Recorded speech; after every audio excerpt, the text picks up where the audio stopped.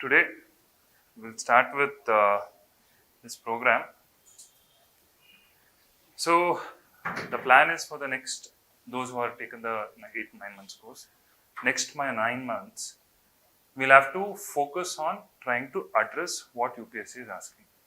See, time is right. It's not like time is limited or there is more extra time. It is the right time for the preparation to begin. And I think everyone has given a minimum of one attempt, most of them. So you guys have an idea about the syllabus. Now you need to further refine it. Refine it in the sense you need to understand what to revise, right? This is very, very vital for this particular exam. You need to start understanding what is vital, where to look, how to look, most importantly. Because most often we find that students fail in understanding where to look and how to look. They keep on consuming content at the cost of revision, at the cost of the exam itself. Reading unnecessary stuff, reading more than required, and just because another person has bought a book, you are buying a book. One thing you have to understand, in this exam there is no textbook. There are only reference books. Right? Problem is, what happens is, you are used to the habit of taking a book and reading the book completely. That's how our education system has been structured. Even when you are in your degrees, engineering, medical, you would prefer to take one book which has all the information. That's where you would go and search. But that is where the pitfall is there in UPSC. You don't have one standard book for everything. But you have a syllabus. You have a syllabus and you should know that you are covering every aspect of the syllabus. No book can cover everything in the syllabus. As far as I've seen, no book covers the complete syllabus. Because current affairs is there, all those stuff. Dynamic events keep happening. So firstly, understand that part, that with respect to syllabus, you know the static part. And then your current affairs becomes easy. Some habits which I would tell you guys to stop right away is, don't keep making notes from current affairs right now. Read the newspaper every day. Read the newspaper. Very important. Every day you read the newspaper, but don't make notes. Right? Not necessary. Why you need to read the newspaper? So that you develop an understanding of how the events evolve. See, most of you people would have been from science background. What happens is, when you're looking at the society, science is a fact. So when you look at the society, at that point of time, you take a concrete fact and put it in the paper, but you don't understand the fact in depth. Whereas when you guys would have been reading the newspaper, especially international relations, every day is a new outcome is coming, new events are happening. You appreciate the topics much better. You start understanding the topics much better. Day to day, when you see how it's evolving, you start understanding how the society is evolving, right?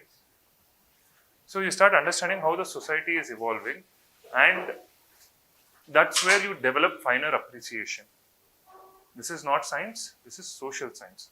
So for social science, you need to start developing finer appreciation. For that reason, I'm suggesting, you need to get into reading newspaper, but no need of notes. No need of notes, because see, you'll get compilations, all these things will be made available to you. It's already in the market, so many materials are there. Your focus first should be on how to finish the basic preparation, right? Because any question that comes in mains has almost 70% static component, and rest 30% is the dynamic component. Problem is, at the cost of the 30% dynamic component, you're forgetting to read the 70%. You should not neglect the 70% component, right? First, let us get assured with the 70 to 80%. And then we'll move on to how to address the remaining 20%.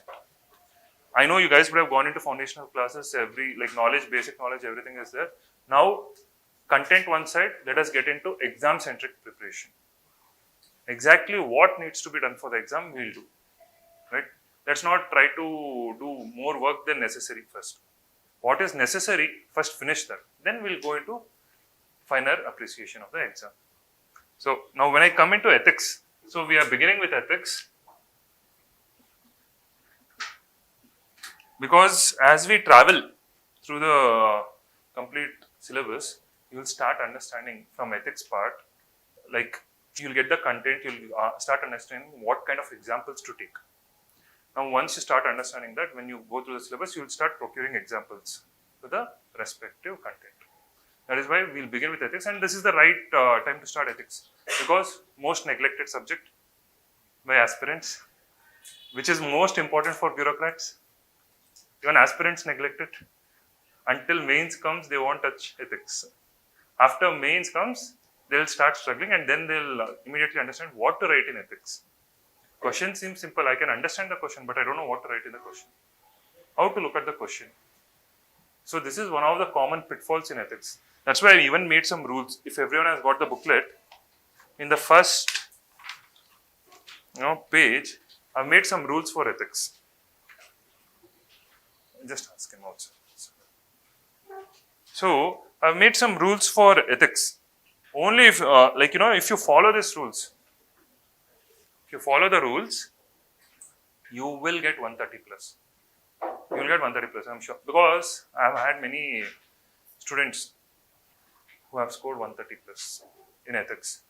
They just followed the simple rules. Ethics is not difficult. The problem with ethics is you have to think. I know, thinking is the biggest problem. Right? Thinking is the biggest problem, but you have to think in ethics. It is not about consuming knowledge. In GS 1, 2, 3, facts you get, structures you get, templates you get, you are done. In ethics, it doesn't happen in that way. In ethics, you have to think. That is why, I'm trying to give class notes and I'm asking you to make your notes. If you see in every question, front one, there is one, what I discuss in class, will practice. And then behind, that is your homework for the day. When you go back home tomorrow, when you come for the next session, you should fill it up so that you start understanding. And we have to see how we have understood. Because I'll explain one thing to you. Let's take the first point itself. What do you understand by ethics? Most of them fail to answer it correctly. What do you understand by ethics? It's not a foundation class. You guys have to answer.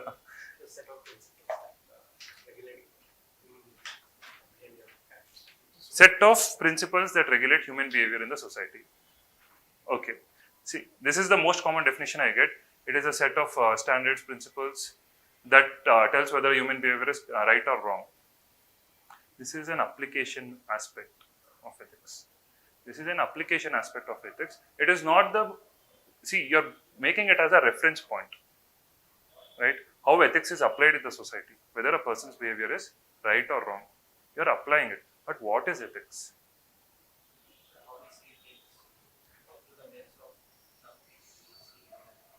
Through the lens of principles. Again, right or wrong. I want you guys to delete right or wrong and give me a definition. Because this is where, people have not understood the very concept of ethics, definition of ethics. They try to write this standard definitions given in lexicon or Balaji or any that sort. But what is exactly ethics? So when you're speaking about ethics, see, first you have to understand how were humans when they started? They were cavemen, right? They were cavemen, and then it's given beautifully in your NCRT how Janapadas, how all these things form. First they were cavemen, then they started trying to civilize. A small set of people came, and again they formed a village. The village became a kingdom, right? Now, for people to come together, social contract is what we call in political science, but that's the right word for political science. When you come into ethics, you have to remove your GS2 jargons. It has to be simple. You have to write in a very simple language. So, ethics is nothing but how people come together and form the society. For us, see, for this classroom to happen, there is a set of guidelines that we'll follow, isn't it? That I'll be speaking, I'll be asking questions. If everyone starts speaking, chaos. So what happens is, ethics is the very foundation on which society or civilization starts to exist. So when you say ethics is a set of principles, standards, rules, laws, customs, religions, whatever is there, all together which people accept. It is not right or wrong is the application part. First, this is the principles that people on an overall basis accept. It is right or wrong is again debatable. Because if you go to Saudi Arabia, those ethics you might find it's wrong. But in India, but for them it is working. Society is working. Understand? Society is working. Society can stand only on the backbone of ethics. If you have rules, laws, procedures, everything is there. But still, if society doesn't accept, society doesn't form. What's happening in Manipur? Why is there so much of chaos? Despite having all the missionary funds, everything else is there. Society is not accepting. There is chaos. Ethics is what brings, is those principles which is vital for the formation of the civilization or the society. Right? Only when people agree to all these things, then society gets formed. Then next you start taking these principles and judging this fellow is right or wrong. We have agreed set of principles. That becomes an application. That's why I said it's an application. I have an agreed set of rules, religions, customs, something, all these things are there. Then I'll see that person.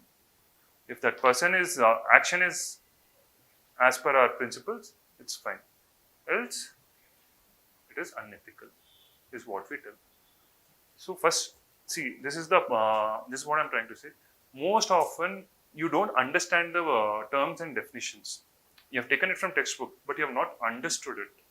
And that is where, all the problem starts in ethics paper. Ethics paper, students try to write in an abstract way. Because ethics is there, morals flow from it, values come from it. Some, very abstractly. And some people, they mix up ethics and morals, ethics and values. All these things happen in the paper, which you shouldn't do. Every aspect has its own definition, has its own terms and terminologies. You should not mix definitions up. Firstly, in trying to tell a definition, if I tell integrity, they'll immediately bring the word honesty in the definition many a times. Or if I tell honesty, they bring the word integrity in the definition. That is not the right way. You should be able to explain it to a 6-year-old. In that way, you should learn to make definitions. That's why I say second one is make your own definitions. Right? The second rule that I've given is make your own definitions. You can use the booklet. I've given class notes one behind. You can go home and make your own notes for every page. Right? So, this is extremely vital. Make your own definitions because when you make definitions, it comes in simple language. When you take textbook and you make a definition, it becomes complicated. And why I'm telling this is, see, for an evaluator in ethics, understand the perspective of an evaluator. Every page he turns, there is complicated definitions. Most often, that is what your intro will be. That is what the intro you guys write most often. Every page he turns, there is a complicated definition. Now, if the definitions become complicated, you won't have the mood to read it. Right? So, if he doesn't have the mood, he won't give you marks, and you're at a loss. Make his life easy. Make the examiner's life easy. This is always what I tell. Always make the evaluator's life easy. He'll make your life easy. Make it difficult, he'll make it difficult. Right? So, if you write your own definitions, it is very easily understandable. When you put too many jargons, trying to create sophisticated definitions, that is when the paper, marks starts to go down. Don't bring any sophistication. I know most of your engineers, you have had the 4 years of experience of writing sophisticated concepts in your papers in engineering and even doctors, right? But keeping it simple is extremely vital. That is why I have given these rules. Stop writing what you like in ethics. Because you can't frame an answer, don't write what you like. Somewhere, something and all will come in the paper. They would have started somewhere. They would have started in Himalayas and they would have ended up in Lanka. Answer, the way it goes. Some people even write Ramayana and Mahabharata inside there. Right? Fundamental concepts you're not understanding. See, why is the ethics paper given by UPSC? What are they trying to test? Yes. How have I understood ethics? This is what UPSC is testing. It is not testing how much knowledge you have of ethics, how much you have understood ethics. There's a huge difference, because many times I know you guys start studying about theory of ethics. All the thinkers, whoever is there, you make big notes, essays, this fellow told, and you bring in more thinkers. All those you do. But that is not needed for UPSC. UPSC does not need thinkers. UPSC does not need so much of large context. They are asking how well you have understood those principles. Take 3-4 principles, that's all they are taking. Have you understood it? Have you actually seen in your real life? Have you been able to relate it with your real life? This is what UPSC is asking. So don't expand your syllabus beyond what UPSC has given. Take any book, no issues, as reference book, but don't expand your syllabus with more number of thinkers. In fact, you don't need to worry about thinkers. Only 3-4 principles that they have told you should know. You don't need to go into the derivation. Some people even get into that, deriving that thinkers' theories in the paper. All those is not going to give you marks. So for ethics, mainly how well you have understood should get projected. Because if you have understood, you will reason for the steps that you take. Else, see, for example, you are debating on any topic with respect to GS1, history. Let's say India's struggle for independence. You can give a debate. If I ask you between non-cooperation and civil disobedience, which was successful, you can bring out facts and tell this is this. Because you have understood it. It has been in simple words. You have understood the topic.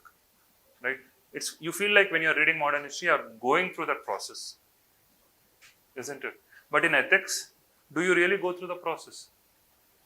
Most often, you will be sleeping when you are studying ethics. It's like you feel, I know ethics, what is there in ethics?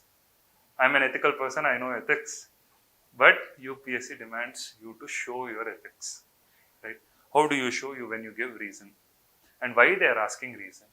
Because today bureaucrats, as a bureaucrat, you have to answer.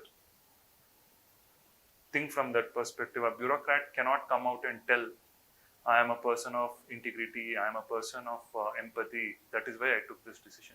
Can you give a reason like this? Will you accept a reason if a bureaucrat gives a reason? I am a person of empathy, that's why I am taking this step. How do you know he is a person of empathy? Subordinates will come and tell, sir, he is harassing us every day.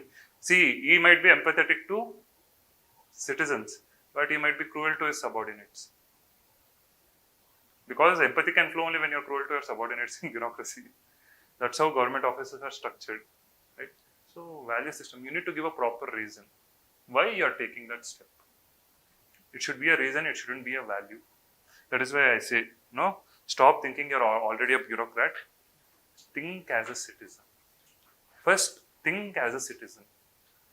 Most of you guys, any case study, any question comes in your paper, ethics paper, what you do is, you become a bureaucrat immediately. I'm an IAS officer, I'll do this. Not even a bureaucrat, IAS only you directly jump into. First position, you feel that you have all the powers, you're the PM of the district, and you'll start deploying. That is the most wrong way. You should think from the perspective of a citizen. You'll start understanding when we start going through. But these rules, always stick to it. What I've given these rules, right? Whenever you are looking at any concept, keep looking at these rules. It will help you. So that when you are writing an answer, you don't do these mistakes. Right? You need to be empathetic, sympathetic to citizens, and you have to bring citizens' point of view. Right? Don't be empathetic to bureaucrats. Right? Then, as I told you, don't write more values, it won't fetch marks. Show them. If you're a person of empathy, show the empathy. Your actions should show that empathy, and you should give the proper reason for that empathy. Especially in case studies. Case studies, most often it's a disaster. People think they are good at case studies. I have seen case studies how they write. Random steps. Step 1, somewhere else. For example, if I ask a person to direct me from Attiguppe metro station to this office, won't you give a correct, accurate set of steps? Get down from metro, take a right in the signal, come down. This is how you will give the directions, right? But in case studies, what you guys do? First, get down from metro. Office is right next to temple. Then there is a bunk over there. All masalas come over there. In case studies, there is no order. Firstly, if you're a bureaucrat, you need to take a series of constructive steps. One by one, it has to flow. But everything flows. This is the mistake students do, firstly. Secondly, as I told you, reason is to be given, no values are to dominate in case studies. Values should not dominate, reasons should dominate. Today, you have to answer to the public. Right? The public cannot trust you. Think like that. They'll trust your reason, they'll trust your objectivity, not the empathy or compassion that you say. Right? And yeah, every day since we start this, I've given this booklets for those questions we'll cover. I want you guys to examine yourself. See, I don't want full day for ethics from you guys. I really don't want full day from ethics. 2 hours we'll do the class over here. Then again there's a break. After 3 days, a break is given, one test is there. Then next week again. When you go back after the class, 2 hours you give me for ethics. Sit, think. Don't write or do anything. Just think on the lines I've been trying to express what is happening in ethics paper. Just think about it. This is very much vital because ethics is a thinking paper. I'm again repeating it. If you have to complete ethics paper, you have to think. If you don't learn to think, you won't be able to complete the paper. Even if you complete, answers won't be right. You'll write whatever you like without actually addressing what UPSC is asking. Every day, thinking is must for ethics until for this month. From next month, you can stop thinking. You can start consuming knowledge because GS2, 3 and 1, it's more of analysis. You'll get into that pattern very fast. But 4, it's more of thinking. You have to start appreciating. You have to start looking at things. And in ethics, again, I'm telling you, they want to see your ethics. I'm repeating, they want to see your ethics. Your ethics means your personal examples. Right? Your personal examples, and your examples has to go beyond traffic signals and classroom copying. This is your favorite examples. If I ask any student to write on ethics, 1, it will be on classroom copying. I didn't copy in the test. I told my friend not to copy. You became Bhagwan for your friend.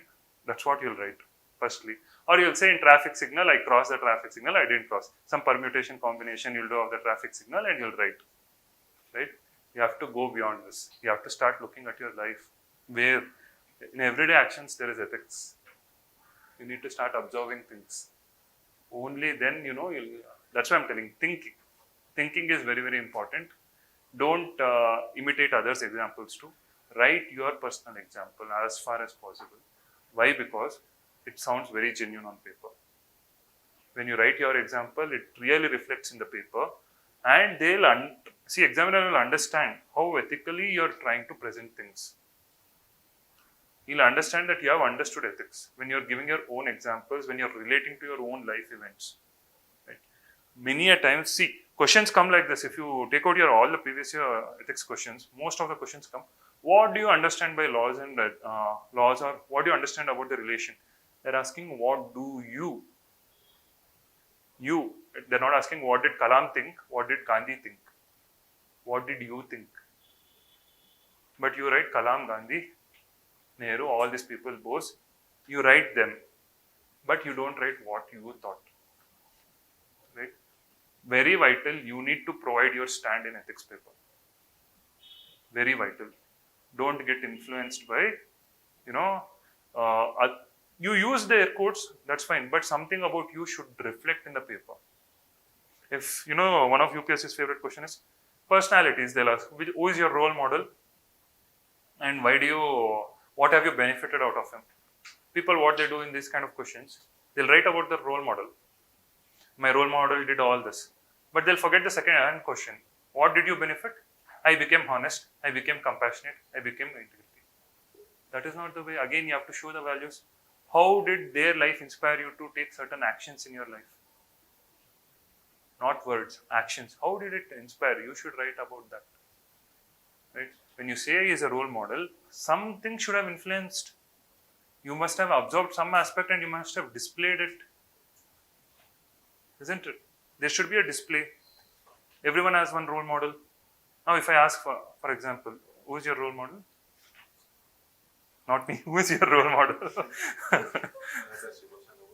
Subhash Chandra Bose. Why is he a role model? He was violent. Okay. So you have displayed violence in your life. No, see, you shouldn't take those stands. Not in that sense. Okay. Violence is violence.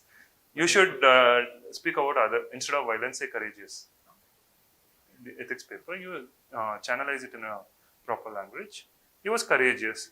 And where have you shown your courage? Taking UPSC exam. Right? Taking UPSC exam itself is a courageous decision. So you need to start relating. When you show, he inspired me to do this, that value should be displayed where you have shown courage.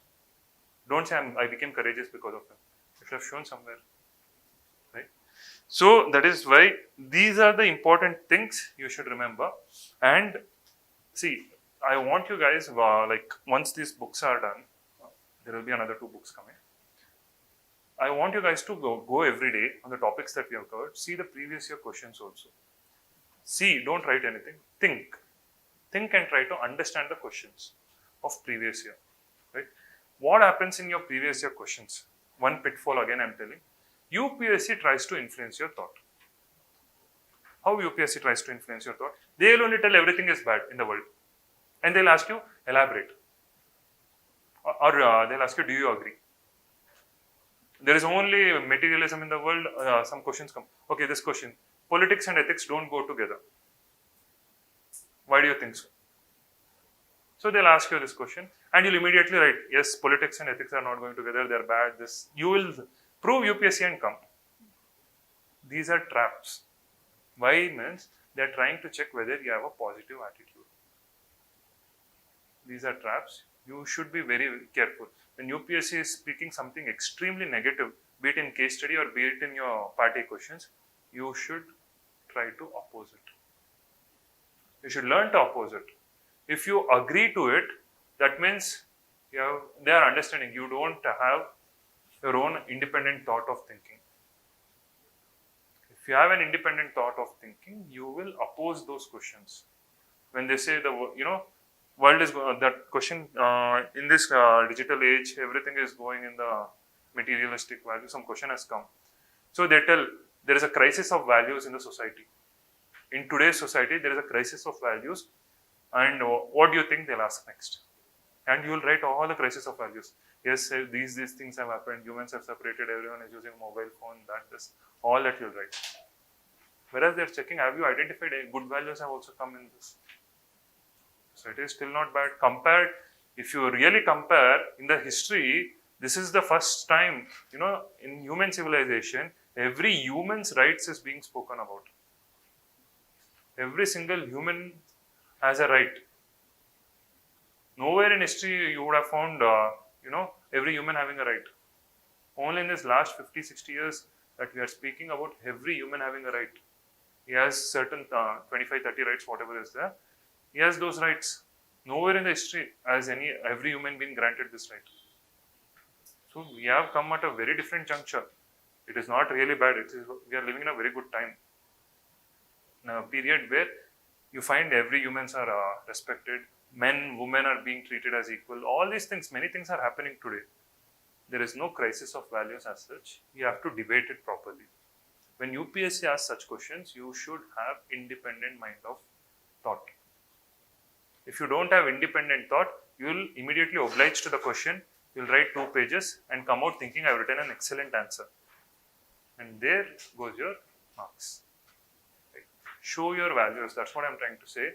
You should understand yourself well, whether you're a positive person, because all of you are reading Hindu newspaper. Right? There is a negative mindset already. Everyone is reading Hindu newspaper. So whenever you start with analysis, you always see issues. You don't have anything positive to tell. If I ask a question on bureaucracy has failed India, if I tell, yes, and you'll give 100 reasons. But give me 5 reasons that they have succeeded in India, you start thinking. You haven't seen the positive aspect. So in ethics paper, you need to write answers which are optimistic, positivistic, futuristic, right? These are the basic fundas for ethics paper. You should be optimistic, futuristic, and what was the last one? Good. Positivistic. I thought everyone is sleeping. There is pin drop silence. So, now when I start with this first one, what do you understand by ethics? I told you what you have understood. Write a definition, let us see now. What do you understand by ethics? Try writing a definition or what you have understood about ethics.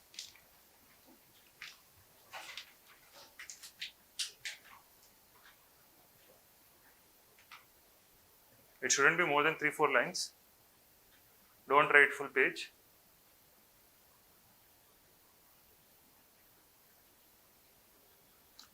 I want these booklets to serve as your notes in the end, like for you to revise.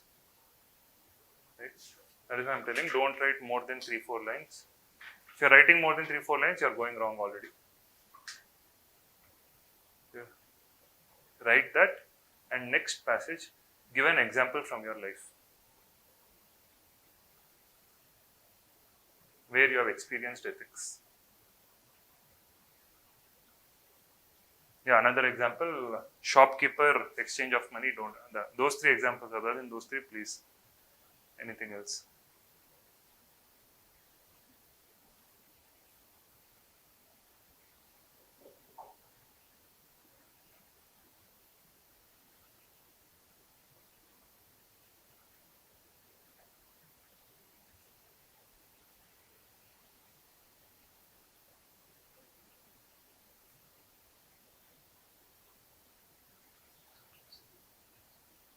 A personal example where you have experienced ethics.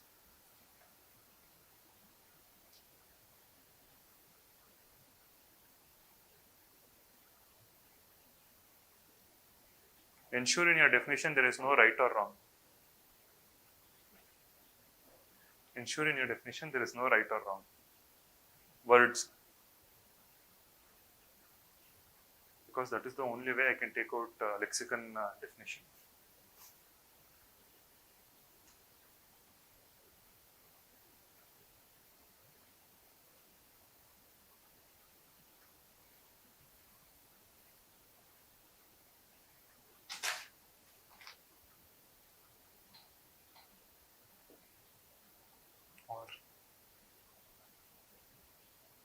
Or set of principles or with acceptance of the coming together. Okay. Fine. Your example. Present? Very good.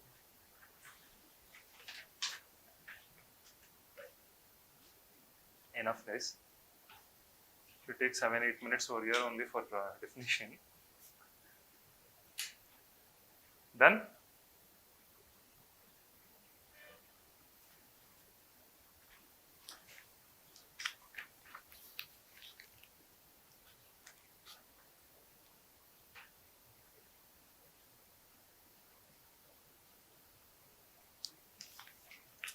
Again, don't write your values. Since I am ethical in financial cases, how will I trust you're ethical in financial cases?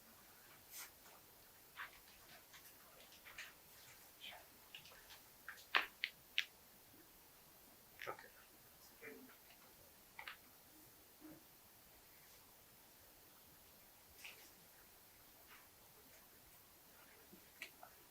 Fair enough.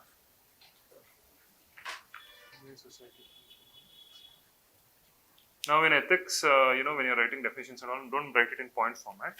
Complete. Small passage. The principle is very comfortable.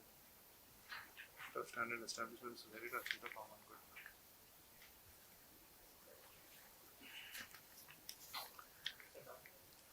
Second one. Oh, you. Okay. Single principle, the foundations which build society together is peaceful. Good. See, this is natural definition.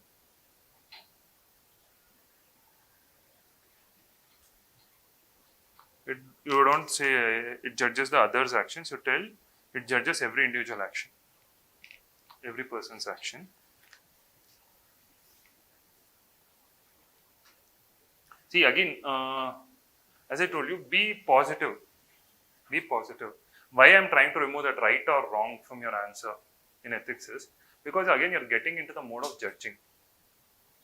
See, judging itself is it's a bit more of a negative tone.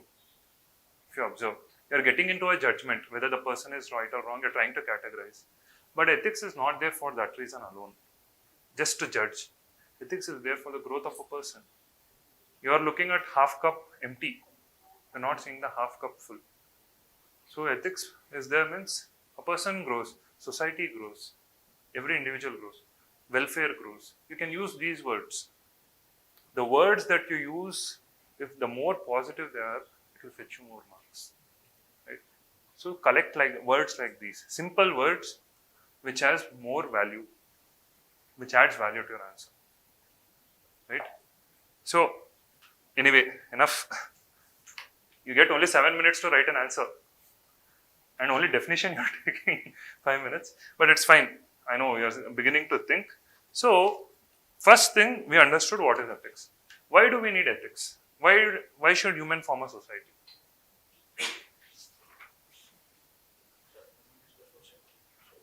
Human is a social being. He can't live in alienation. Okay, first thing is telling humans can't live alone.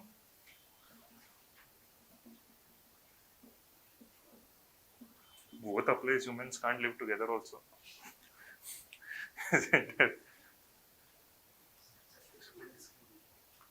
To prevent discrimination. Okay.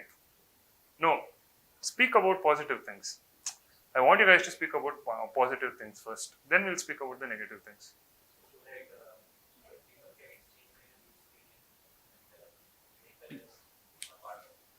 Okay, I'll put a point over there. People can express their views. Even in alone, you can express your views. Learn from each other. Okay, that's the point. Okay, good. This is important. See, this is the most important thing. Why people come together? Because they want to have a peaceful life. They don't want someone to come and take away something of theirs. If cavemen used to hunt one bull, there used to be fight. Who will get what share? So people started fighting. And because of those fighting, then they started coming to certain rules. Okay, I won't do this, I won't do this, this will be this share. So that, why did they do that? They don't want to fight. People inherently don't want to fight. Right? They want peace. They want peace and stability. This is what most of you guys aspire for. Isn't it? Most of you guys want a government job for a stable livelihood? No, even growth aspects are there. UPSC jobs have growth aspects also in terms of power, prestige and money. So, mainly this is the key word. Right? People want to be peaceful, stable. Right? People want to be peaceful. They want stability. Why do people want stable life and a stable and a peaceful life?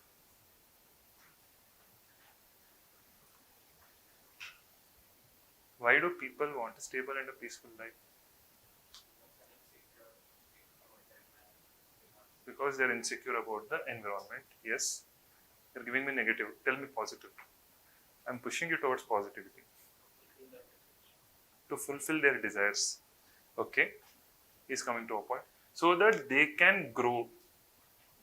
Right? They can grow and express themselves.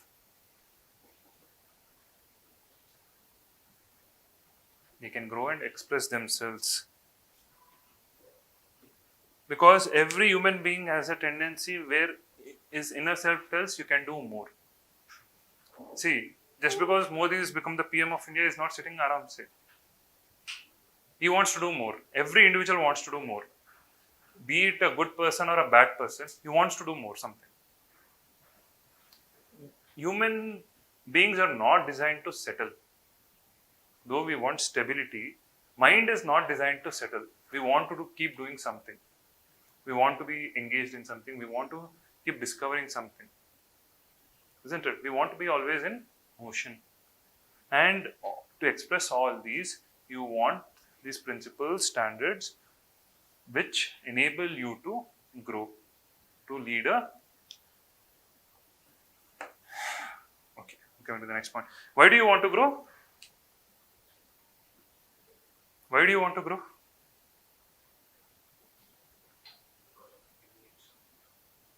Your needs are covered. Then you won't grow. There is a particular word over here. See, you are speaking your standard of living and all. Again, you are getting into GS2. Once, okay, I'm coming there. Once that person expresses that potential, what does he get? Satisfaction, happiness. This is your final destination, isn't it? This is your final destination. All the things that you do is only for this. Right? All the things you do is only for happiness. Do you do anything else? Like, not for happiness, for sadness or anything? Taking up UPSC exams. Right?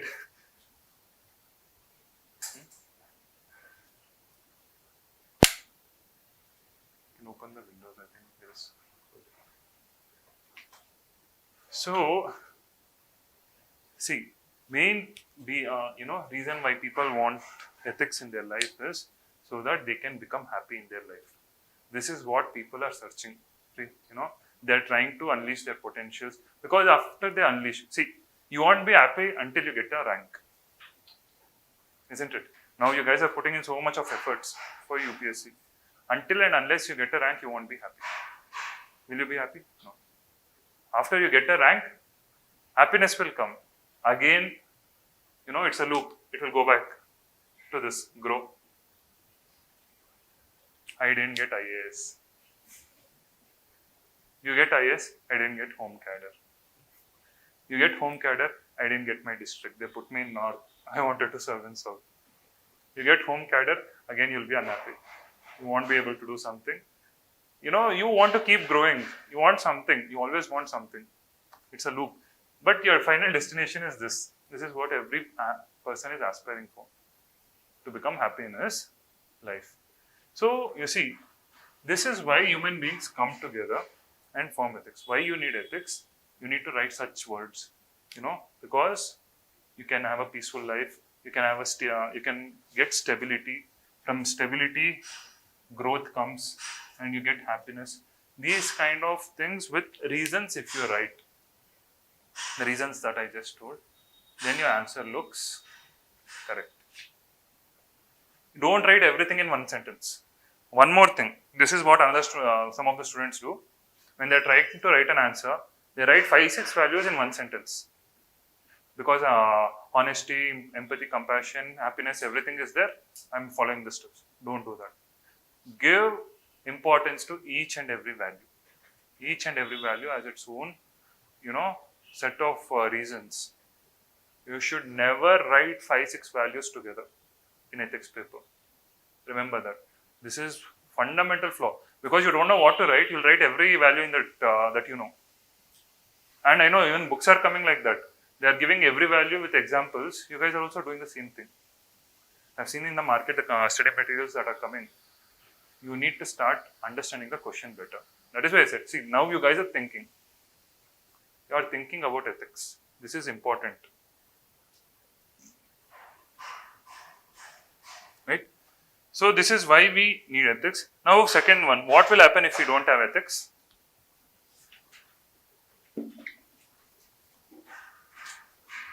All the opposite things over here. Right?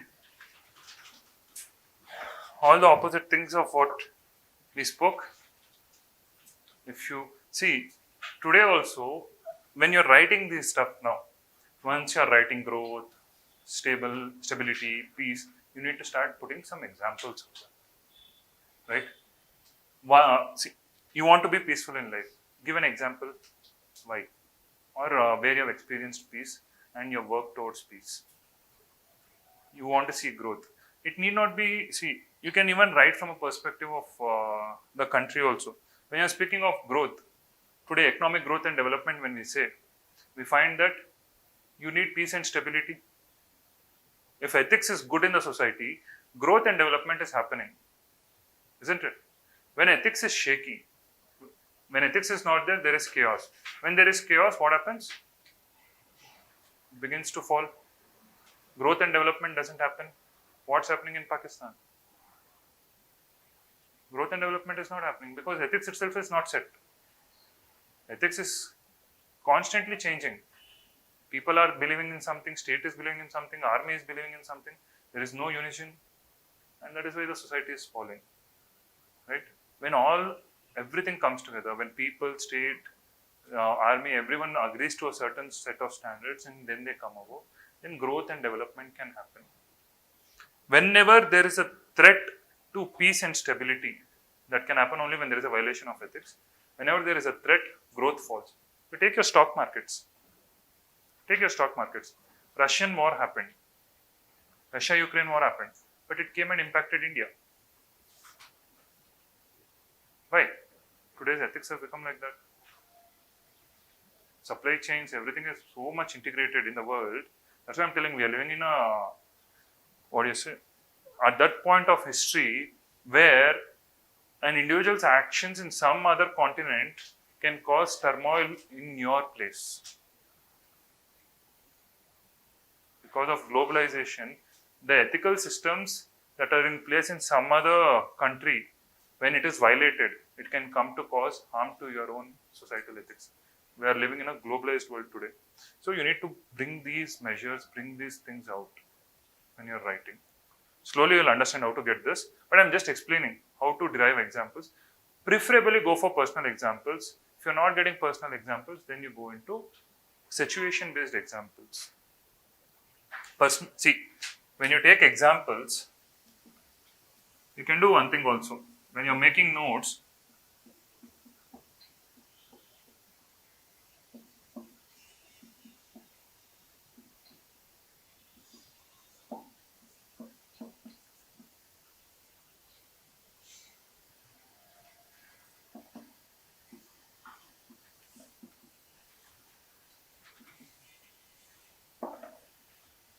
you can classify your examples into 4 forms. So that when you're making notes, you can easily take a personal example, you can take a personality example, you can take a bureaucratic example, you can take a situation-based examples. How to generate examples? Think on these lines. On whatever we are doing, this will be your homework. First question. Personal example you give me of ethics. Then you take a personality-based example, bureaucratic, then situation-based. Right? How to navigate for examples. This is a roadmap. Now you know what will happen if you don't have ethics, all the opposite things that we spoke about. Now what are the sources of ethics? What are the sources of ethics?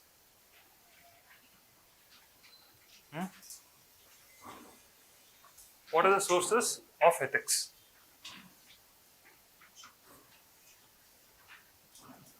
Because you guys wrote set of rules, principles or standards. What are these principles? What are the standards? From where do you get these principles or standards? From the society you come from. They can be in the form of what?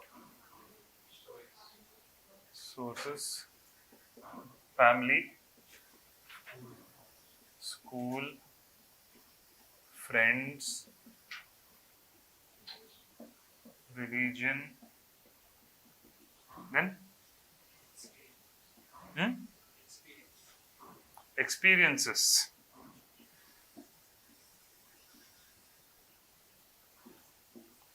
Customs and culture, then books,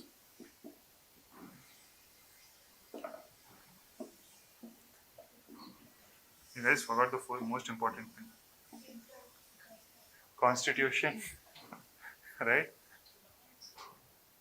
Law is no law itself is not the constitution. Yes, leaders. Now we have your sources of ethics, right? Write down this for now, and for every see, other than okay, let's say experience, books, and customs and culture. For these three, you write examples, personal examples of yourself. For these three, experience, books, and customs and culture, what kind of ethics you have learned from this? That is there in the society. You didn't know it is there in the society, but after reading, you learned that these ethics are there, or you imbibed. Your experience, what kind of ethics taught you to align with the societal ethics? And again, customs and culture.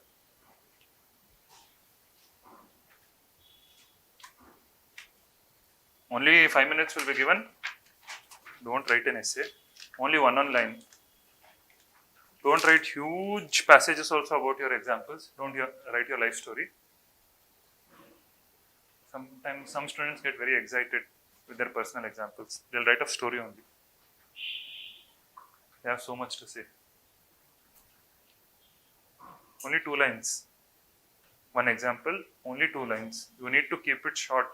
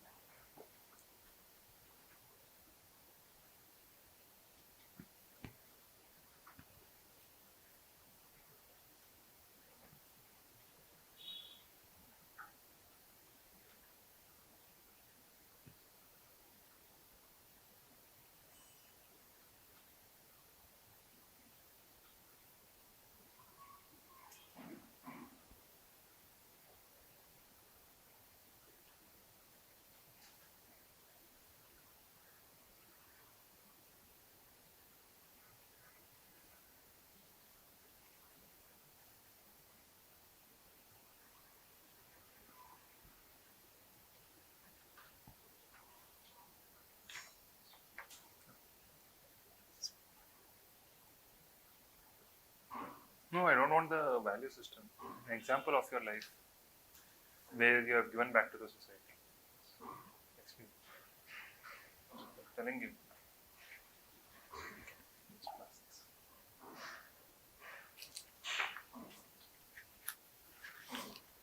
Again, you are telling the values. Taught me to take right decisions. Give an example, that is what I'm asking, from your personal life where you have taken a right decision based on experience. Once you might have fallen somewhere, and next time you would have righted that. First attempt, you didn't get through. Second attempt, you'll do course correction. UPSC. Based on experience, you're trying to correct. So don't write values. Again, I'm telling, don't write values, show the values. Okay. You can go home and think, no issues. Enough time up, guys. You'll write essays only over here.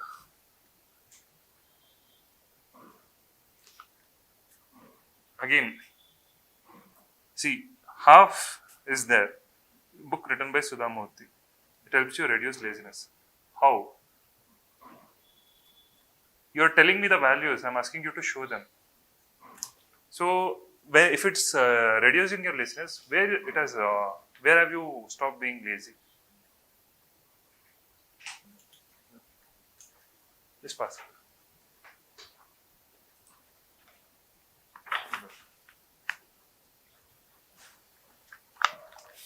Respect elders and their decisions, customs.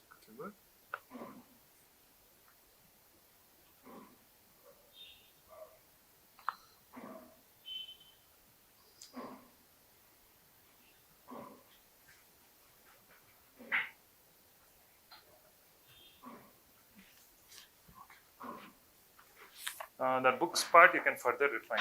Schools of thoughts all leading to same destination instead of writing destination. Different schools of thought. You have because you have read, you have developed tolerance towards other religions in the form of respect to their any festival or anything like that.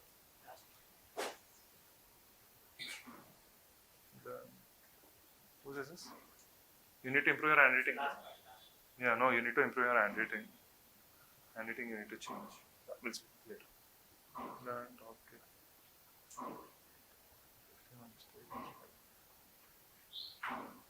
Good. Good.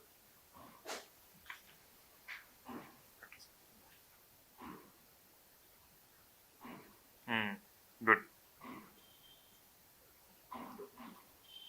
See, book 5 a.m. club.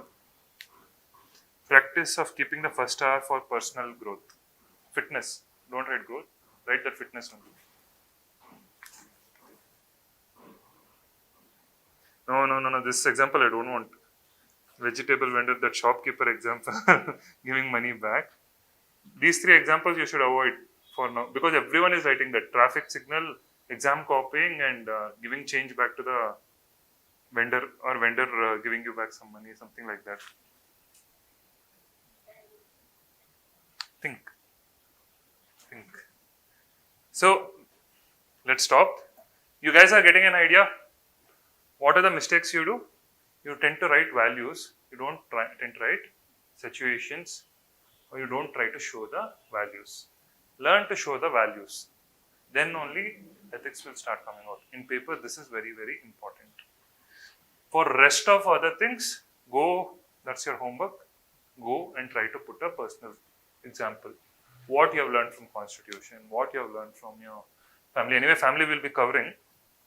Family, school, we have to cover as part of syllabus. But other dimensions, if you get, it will be useful for you to cite as examples in the paper.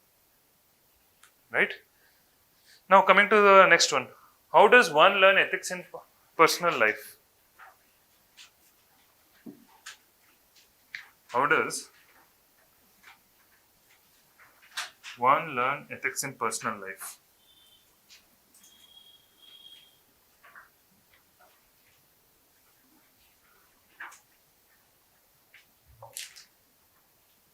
Or I'll ask, how did you guys learn ethics in your personal life?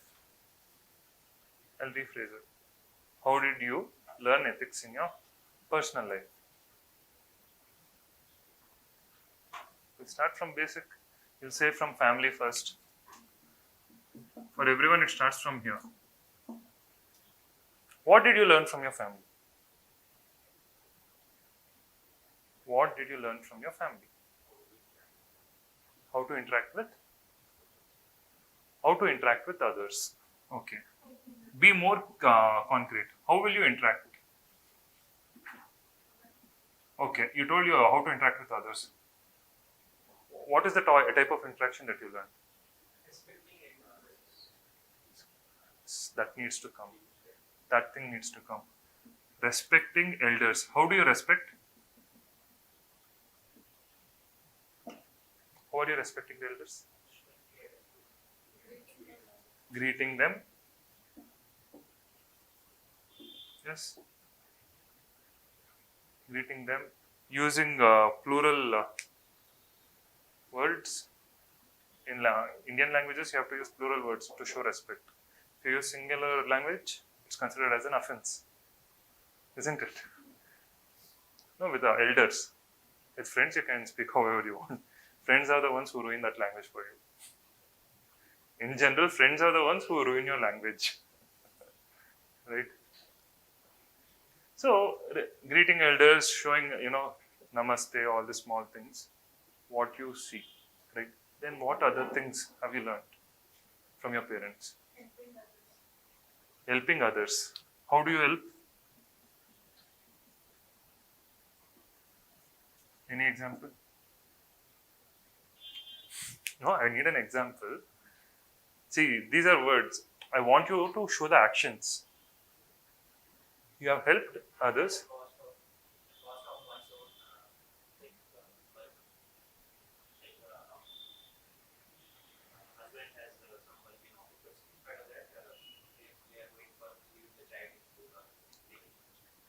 Sacrifice.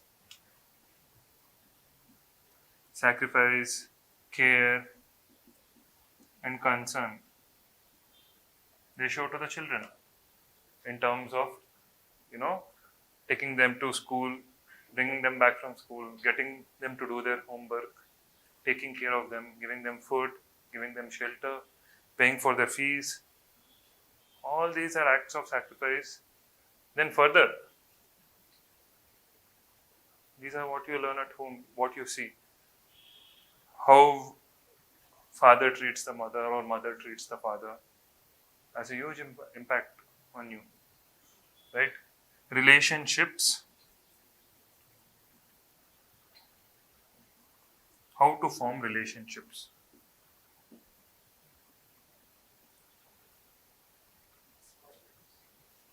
Yes.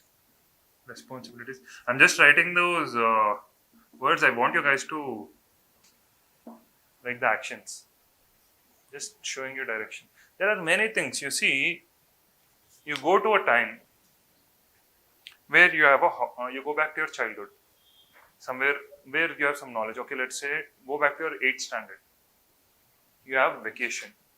You're not going to school. You're going to be at your house. Think from morning, by what time will you wake up? It is influenced by your parents. The time you wake up itself is influenced by your parents. If your parents wake up at morning 5:30 or 6, you'll be up at 6:30. But if your parents only wake up at 8, 8:30, you'll wake up at 10:30, 11.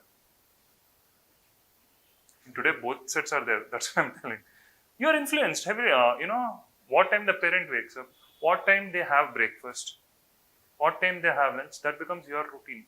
It's getting transmitted to you. Not only that, what do they eat? The dishes. Whether they're new, whether they care about health or not. Everyone cares about health. Whether they're conscious about caring for health in the dishes they make, dishes they eat, that will actually bring into you also whether you should be healthy or not. Health conscious comes from parents most often, right? You try to see house is the first educational institution for you. House is the first place of education. You learn things that set your life, a pattern in your life every day, how it should be. If your father wants to come back home early, if he has that attitude, you'll also develop that love towards your home. You want to go home early. But if your father wants to come late, at 9, 9:30, then as you grow up, you'll also feel it's fine. I can go with my friends, I can return late. Their orientations, psychologically, you start observing, right? So that's why in home, these particular actions is what I want you guys to document, right? Document what your parents have been doing and that you have also followed most often. I know you won't be able to follow everything. If you go home, your parents will have a list of complaints that you don't follow. Right? First thing will be you won't wake up on time. What all you don't do, and then you can put it in the opposite, what all they do. Your parents will be able to answer this question better. Right?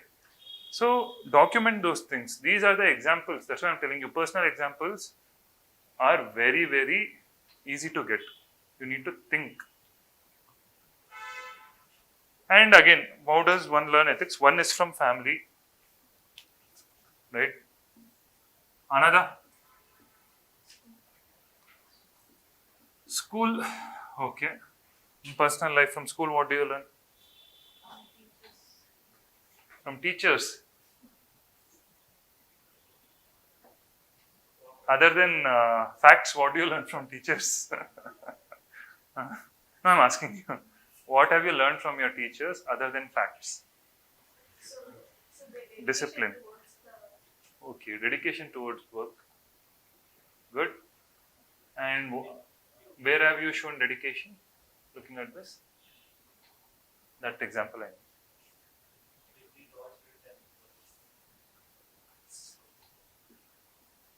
Equality. Not only teachers. See, school, the very idea of uniform is to remove the economic inequality. Rich, poor, all those distinctions gets dissolved. But don't write in this language, in GS2 language. Write in simple language. Uniforms remove differences of rich and poor. Sitting together, and they say, school is the first point of socialization, isn't it? Because for 3 years, first 3 years or 4 years of your life, you're in one small home, right? Where you have been pampered every way, you have been taken care of.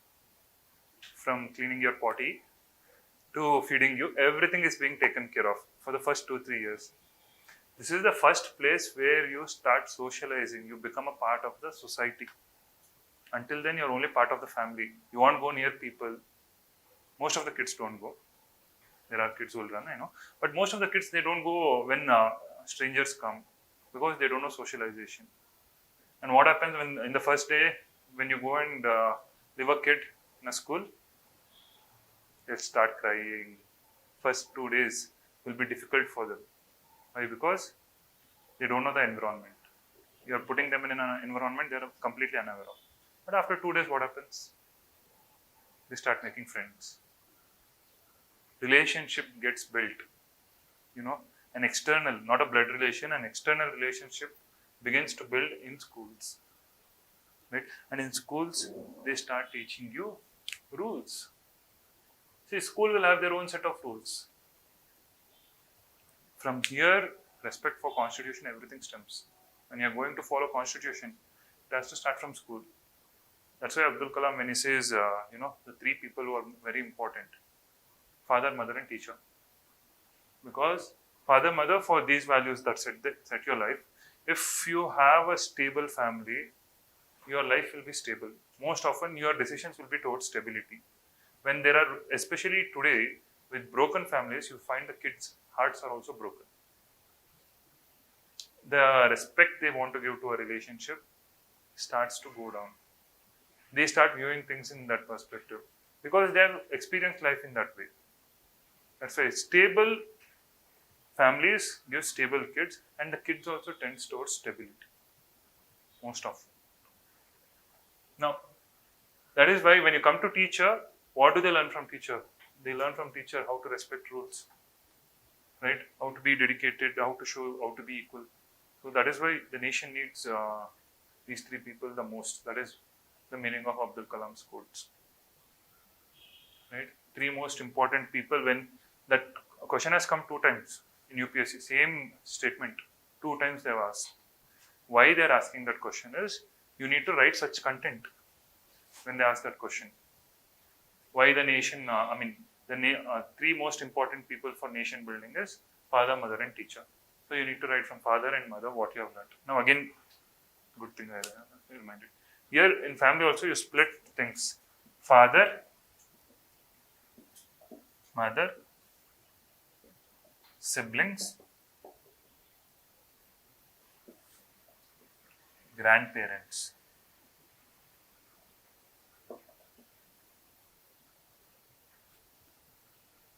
From all these 4, what you have learned, this is your homework again. From all these 4 people, what have you learned? From all these 4 people. And when a question comes on family and ethics, I'm just giving you an idea how to score more marks. When a question comes on family and ethics, don't just write about father and mother. Bring these people. bring these people, you'll get bonus points, right? Brownie points. Bring siblings. If you have elder siblings or younger siblings, you might learn from anyone. Bring them, even you'll get better points. Because then UPSC understands you're looking family as a whole. Most often when people say family, father, mother, only two things strike in their mind and they write what their father and mother did to them. Grandparents also would have contributed in some or the other way. And especially today, grandparents are the ones who are contributing more. They are the ones who are going to take care of the kids because both the parents are working. Right? When they are working, the grandparents are standing as the support in taking care of the kids. Grandparents, everyone would have had telling stories. You would have learned a lot from your grandparents. They would tell you some good stories, some good things, and they express only care, concern, and love. Parents have to discipline the kids. Grandparents don't have to do that most often, but there are exceptions. I know. So, your personal examples, what you have learned with an example. See, this is very, very important for me. I want an action from you. I just don't want words. And these notes, you can show it to me. See, once you start writing, you can show those notes and interact with me after the class so that you also get an idea that you're going in the right direction. Else, I don't want you guys to again fall back into the same, mistakes. It's a bit difficult ethics initially to get the thinking right. Because I'm making you think, here it's fine. Outside, as soon as you go, you'll again be, stumped. It takes minimum of 10 days for ethics thinking to observe ethics thinking. It won't happen in a day. Especially today only, it won't happen. But you must push your brain every day. Okay, this is there, that is there. How to think, how to view every action in the society. Only then, that mindset will come. And when you go to the exam, automatically this kind of content will flow. If you have not thought about it, if you have read textbooks, see, when you read textbooks, it's more of reference books, it's more artificial. And they're giving one content for everyone.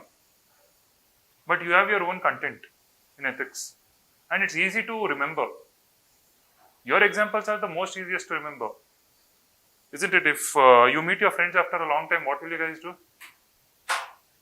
If you meet them after 3-4 years, you share about what happened in your last 3-4 years. Will you start speaking about your work? Only experiences you start. Will you discuss content, anything? If you go out for tea break, what do you do? More than content, you'll discuss about struggles. Right? That is why content should come in that form. Then, so how does one learn ethics in personal life? One is school, one is family. Anything else? Personal life. Workplace is public life.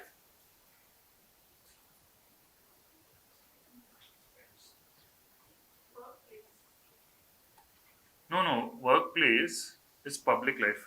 See, there are two. UPSC classifies. Okay. Workplace is not even public, they'll say professional. UPSC, according to UPSC, life is of 3 types. Every person experiences 3 types of life: personal, public, and professional.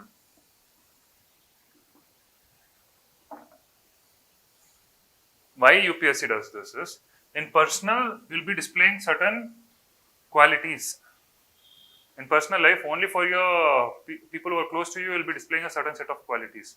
As soon as you come into public, you will display a certain set of qualities. And as soon as you go to workplace, you will display a certain set of qualities.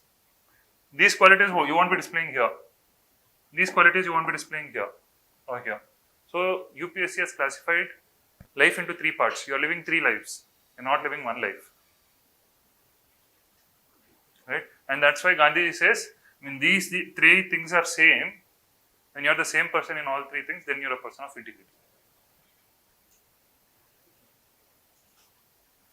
Right?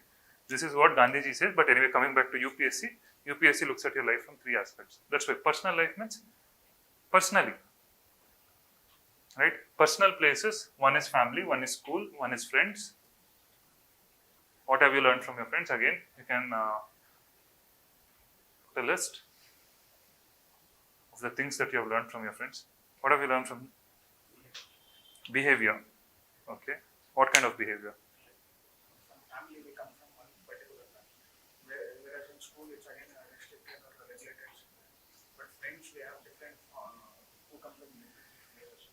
The interactions we can understand how to behave with them, how the acceptance is. How to accept others. Okay. He has learned how to accept others being with friends. You are very silent, but giving a good smile.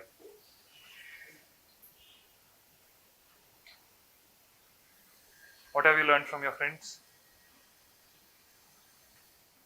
Enjoyment. Everyone learns to enjoy.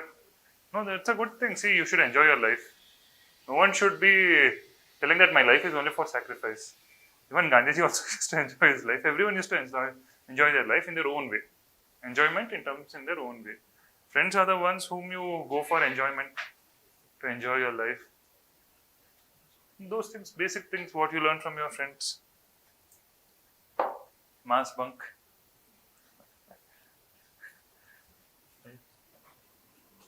Friends give you confidence for good and bad things. Even for the good things, more than telling your parents, you will tell about your struggles to your friends because they'll encourage you. Right? Sometimes even for wrong things, they'll encourage you. So you write about friends. Then who else? Anything else is there in personal life? Write about these three, more than enough. You're able to write because you have only 150 words in ethics paper. Now, coming to Indian ethics. Since everyone is an Indian here.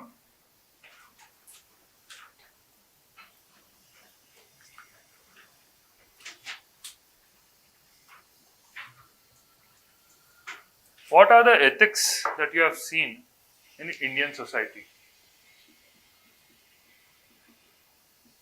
Specific to Indian society. Specific to Indian society. So many things are there. Huh? Acceptance. In the form of? Now you start using those words. Vasudhaiva Kutumbakam. Here is where you start using these words. Vasudhaiva Kutumbakam, where you consider everyone is a part of your family and you accept everyone. Right? Then, or you can even say Atiti Devo Bhava.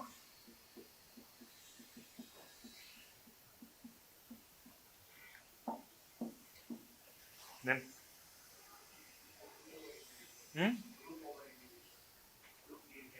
group behavior or individual behavior. For that, see, Indian ethics speaks of something called as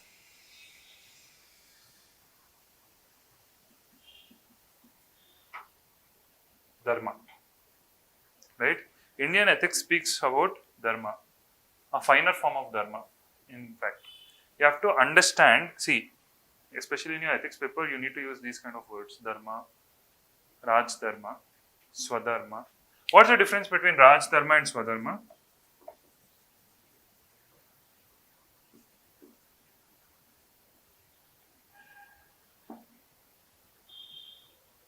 One is personal and The other one is? The other one is not only for the king. One is for your personal life, one is for your public life, is what people tell. But see, when you start understanding India, you'll understand from the time, like from our epics, everything, Mahabharat, the struggle of the Indian society has been to make Swadharma as Rajdharma. Or, let me put it properly, whatever Rajdharma is there, it happens even in Swadharma. You didn't get the point, I'll explain. See, you know Bhishma. Right, everyone knows about Bhishma. Bhishma was a great follower of Swadharma. Because what did he do? He supported, he became a celibate. He promised himself that he won't marry anyone. He gave a promise and he followed that promise till the end of his life. Isn't it? He followed his own dharma. At the cost of what? At the cost of kingdom. When the kingdom is burning, still he just followed his own dharma. He didn't follow Raj Dharma. Raj Dharma means what? Any action is taken, it results into the welfare of people. Every action that is taken, it results into the welfare of people. Right? That is Raj Dharma. Swadharma means believing in your own principles and sticking to it. And that was a tussle. That was what was the conversation even between Krishna and Bhishma before Bhishma's death. You guys know that Krishna even steps out. He is ready to break his own vow that he won't participate in the war. He'll take a wheel and he'll say, I'll kill you with this wheel. To Bhishma, I'll break my vow. Because Raj Dharma is more important to me. You're coming in the way of Raj Dharma at the cost of your Swadharma. And that's a lesson that he gives about the difference between Swadharma and Raj Dharma. If you had broken your promise, that's what he tells to Bhishma, if you had broken your promise, Kurukshetra wouldn't have happened. His sons would have been the heirs to the throne. Directly, Bhishma's sons would have been the heirs to the throne. Because you didn't break your promise, it has costed the society. Right? So, that's why when even Vajpayee, when Vajpayee used to speak, he used to speak of Rajdham. Today we are following Rajdham. When, that is the word they keep using at the national level. When we are ready to oppose international interference, everything. Previously we were speaking about non-alignment. Non-alignment was more of sticking to our own principles at the cost of us as well as the world. But today we are speaking about strategic doctrine, where we are telling to the world what is right. You can't do this. If you come to tell us you can't do this, even you can't do it. That is Rajdham, because we are speaking about the welfare of the world. Right? Following your own principles for the welfare of the world and following the global principles or the set of principles for the society for the welfare. This is the difference. And India's struggle throughout history has been, to make the principles of Rajdharma as Swadharma. This has been the struggle in Indian society from time immemorial. Understood? Right? Dharma means doing the right thing. Dharma it's a different word. You don't have a correct explanation for Dharma.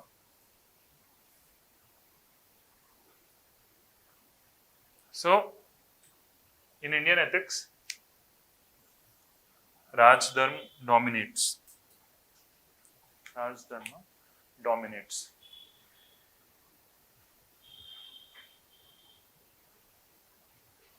Again, you can even take the case of Ramayana. When Rama sent his wife to the forest, many people keep complaining, right, that he shouldn't have sent his wife. All this. But when he sent his wife, it was basically for Rajdharma, because the society was not accepting it. Right, at that point of time, he felt if he has to bring a change in the society, after sending his wife, he brought that change. The story goes in a different way. The story goes that before these people came back from Lanka, already that washerman who complained, his daughter had been sent on the same reason, because a person had kidnapped his daughter. His daughter was sent to the forest, right? Because nothing had happened, but she was sent to the forest. He complained about that after these both came back. That time Rama said, now if I have to right that wrong, first I have to take the same step. If I say, no, this rule is wrong and I'm going to change it, people will look at that as selfishness, because I don't want to follow it, that's why I'm changing the rule. So he was very clear with respect to Rajdharma. He said, first I'll send her, then I'll change the rule. This is how the story goes, right? That's why I said, And that is why we respect so many people who follow Raj Dharma in India. India has always respected, admired people who have followed Raj Dharma. Now, coming to other things, what does Indian ethics speak about? You find some unique things. Indian ethics, joint family.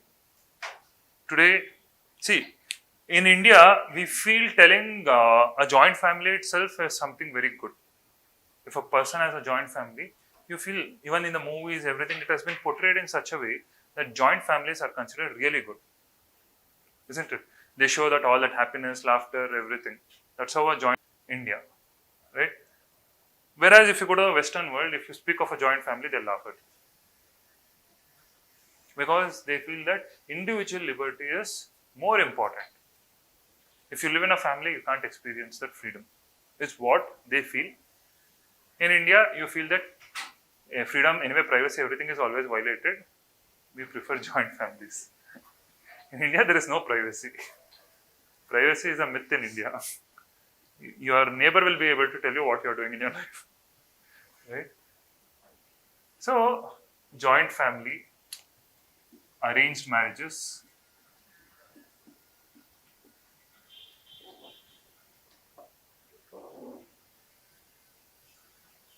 I have given you some 5 principles. Now, I want you guys to think. Homework. You guys go and come out with another 5 principles. That is Indian. Right? That is Indian. These will be very, very useful for your essay. More than ethics, these will come in handy in essay. Anyway, essay orientation will have after 10-15 days. In that you'll understand. When you're writing an essay, these are the concepts that you can write a lot about. Because now essays have become all philosophical. When they're giving philosophical topics, you'll be writing more of ethics only in those papers. Right? So these are Indian ethics. Now, just a comparison so that there is more fodder for you to write when you're writing answer. Yeah. Sorry?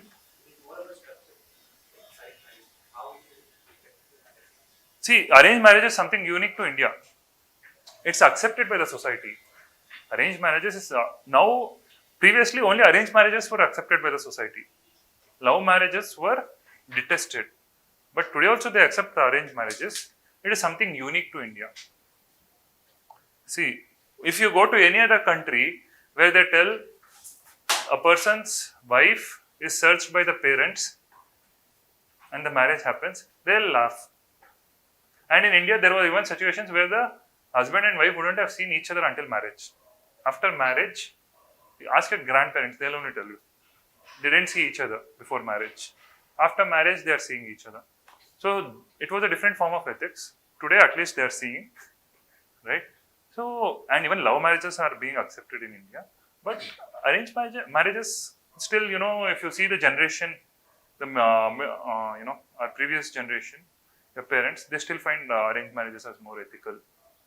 That's what they have a tendency to lean towards that. It's not they detest, but they prefer. Preference is still there for arranged marriages where parents want to be a part of kids' lives and their decisions. Right? So you can speak about this. Now, when you come to these different countries, so that you understand ethics, Indian ethics, you got an idea. American ethics, individual. In American ethics is based on, centered around individuals. Individuals, freedom. Individuals, liberty. Absolute liberty. They should not be held down by anything. No family, no friends or anything should come in the way of their ambitions. American ethics. Indian ethics, friends, family, cousins, everyone will come in the way of your ambition. Isn't it? You guys would have experienced after getting into UPSC. First year, they would be like, if you go to any event, you're the superstars over there. Everyone will have that, hey, this fellow will crack, we should be careful. After 1 year, when you don't crack in the first attempt, they will start, hey, what is he doing? what is he doing in his life is simply, they'll only start depressing you guys. Too much of invasion in India. In America, that thing is not there. Kids are kicked out of the house after 14 or 15 years. If a kid stays with his parents, it is considered unethical in US, in Europe. After 14, 15 years, if a kid stays with his parents, the society considers it as unethical because they feel they should be thrown out so that they learn how to live in the society. They start making their own life. That's how it happens. In India, there is no issue. Parents will take care of you even for 50 years, 60 years. Right? Because we like to be around our parents. Parents prefer their kids. It's more family oriented. In America, it's more individual liberty. But see, again, what happens is, it becomes an aspirational country, America. Aspirations are high because they are put out, they start focusing on work, they start focusing, dedicating their life to the work. They are more aspirational. Whereas in India, we try to balance aspirations with family. Right? Further, you find growth, development, all these are more American terms than an Indian term. Or you can say growth is more of American term, development is more of Indian term. Growth in the sense, I will do it is what Americans say. Indians say we will do it.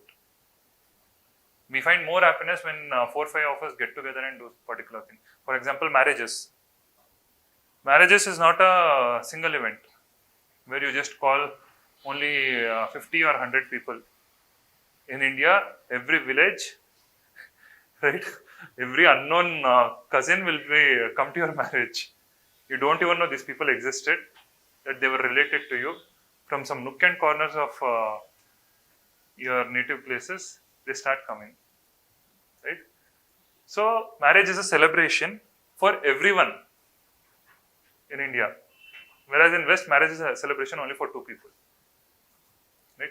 Marriage is the time to have good food for Indians. Most of them come for food, right? So in that way, you need to start looking. See, same parameters you see how different societies. Now, what I'm trying to tell over here, why I'm giving this is, so that you get the finer idea of ethics. Ethics, these are the ethics Indian society is agreeing to. And this is how our society is formed. Right? These are the principles, these are the customs, cultures that we have adopted, and this is what we respect, and we feel this is right. Whereas when you go to a Western country, you'll feel something is wrong. You don't feel at home. When you go to a Western culture and you try to adopt, you still see there is a saying, right? You can take an Indian out of India, but you can't take India out of an Indian. Right? You go to California today, they have Indianized it almost. They have Indianized it. Over there, caste system dominates everything. If you go to these Western countries, not in the wrong form, not in the form of discrimination, as a form of affiliation. There are so many caste groups. And they are sponsoring movies, or many things are happening. Caste-based organizations are growing in foreign countries, not as a form of discrimination, as a form of affinity. Right? Indian identities are still intact. If they go over there also, they behave in the same way. Now, coming to Chinese ethics. See, there is a difference between Indian and Chinese ethics. In India, though we tend towards a group, we tend towards a community, but parents still respect individual identity. Though we live together, parents still expect you to grow alone. If you have a family, they respect that separate. It is a separate thing is what they consider. You be together, but still, if you have a separate family, if you have a family, it's a separate thing. If you get married, it's a separate thing. Individuals' growth is also balanced. Whereas when you go to China, it is all communitarian. Right? Only community matters. Individuals don't matter in China. That is the fundamental difference. India comes somewhere between China and US ethics, if you observe. In China, it is only community. There is no concept of individual. That's why you won't find much of Chinese founders coming on talk shows. In India now, especially with Shark Tank and all, you'll feel so many people are coming and speaking. And there are so many Indian businessmen, Birlas, all these people, Mahindra, all these people, they come out, you know about them. But in China, rarely 3 or 4 businessmen do people know about, because even in the company also, the culture is towards that. The company benefits, not the individual. Who started Oppo, who started Vivo? Only Alibaba, you guys will know, Jack Ma. That is why he's being hunted down today. He had to go to Japan. He started becoming more of American, they started hunting him. Right? Now coming to Middle East. Now Middle East, ethics is predominantly religious. Right? Ethics that is there, it's predominantly religion based. Ethics that is there. Not just Islamic, even you take Jews, right, who are there, Israel, it's mostly Jewish state. It's a Jewish state, we say, or we say it's an Islamic state. It is religion-based ethics. Now again, why I am given this is to make a difference with respect to India. India's is not religion-based completely. Most of the culture and customs has been influenced by religions, Hinduism, Buddhism, Jainism, but it's not a religious state, whereas there more than constitution, it is religious text that matters. In these countries, more than the constitution, religious text matters. So, religion is the basis for the society to form. Right?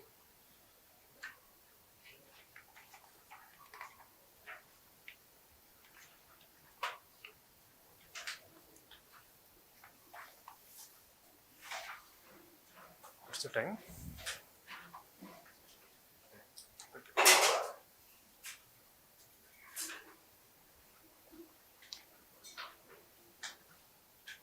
Clear? Clear about Indian ethics?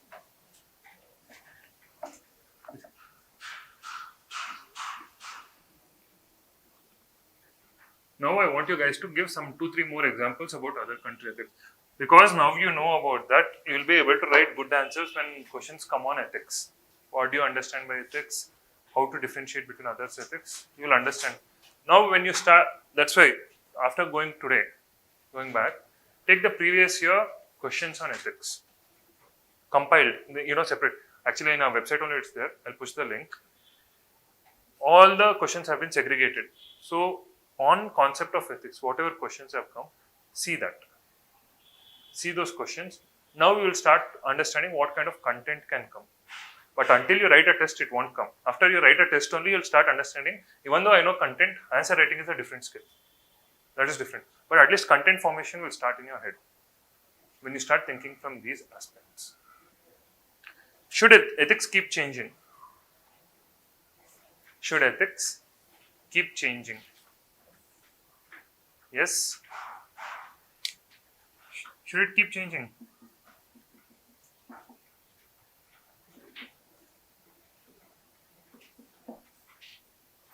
Why people are happy? People are living peacefully. Why do you want the ethics to change?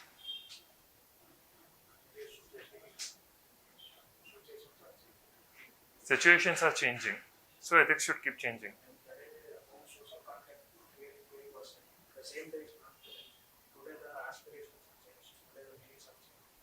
Today aspirations are changing, needs are changing, so ethics should also change.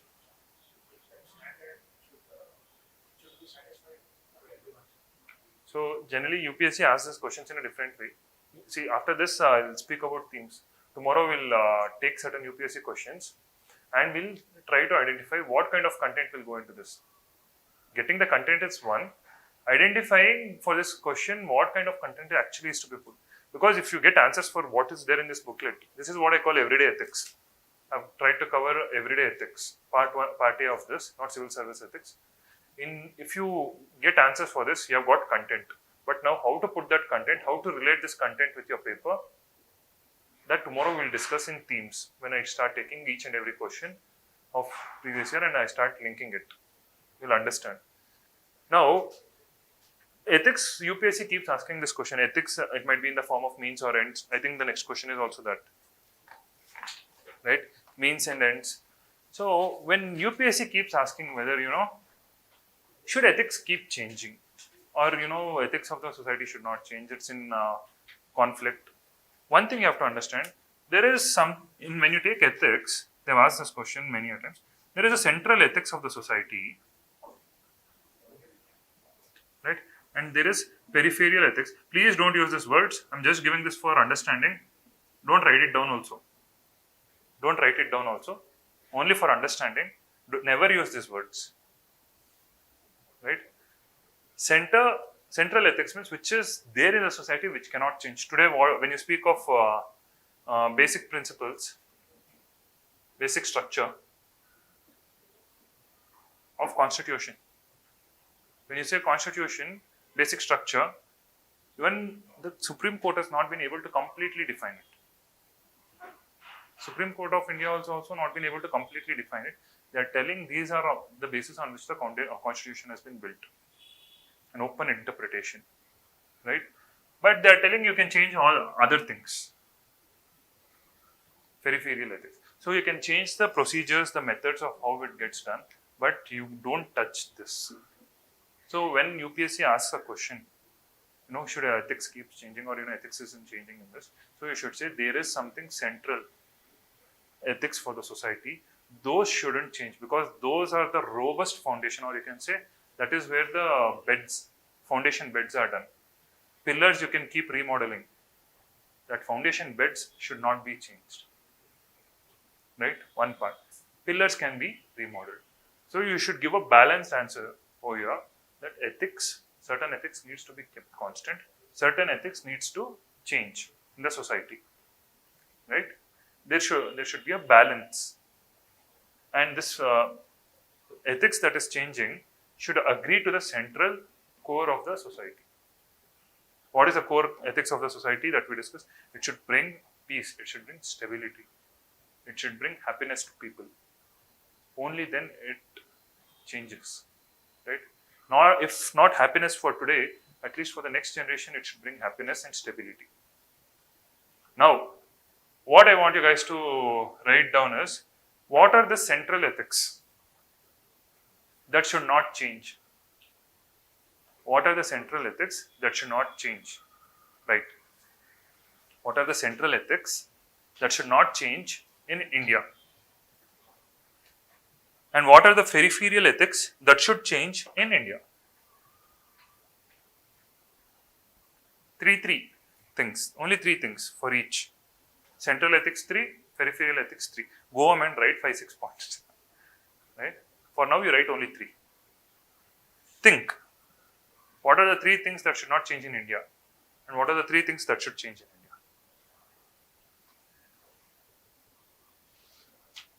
UPSC. Which should change?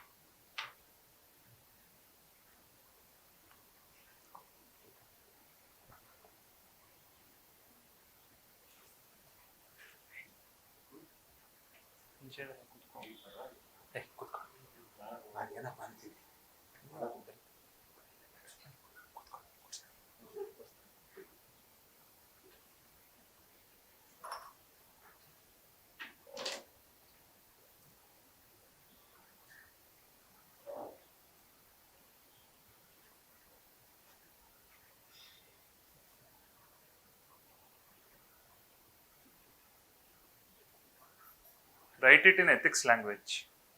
Again, don't use GS2 words. Don't use constitutional words. Justice, liberty, equality, fraternity. Don't use those words. Simple words, you write it.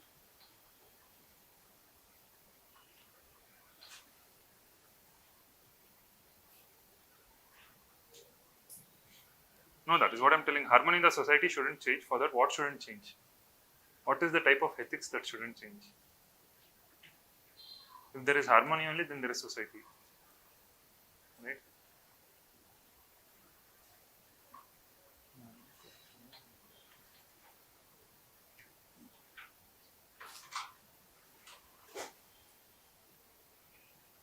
No, again you are writing the same thing. Peace.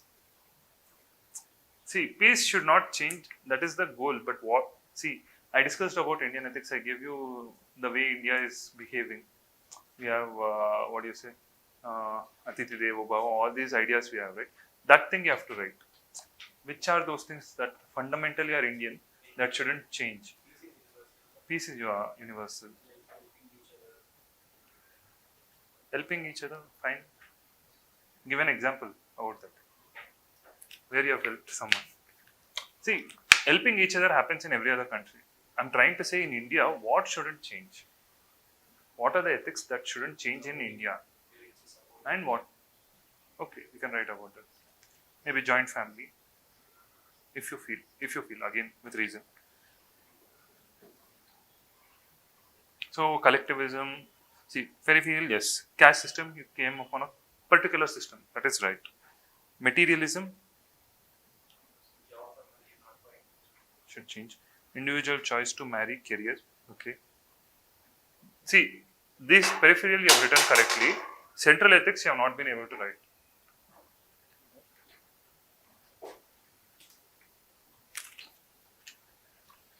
Again, you are writing values.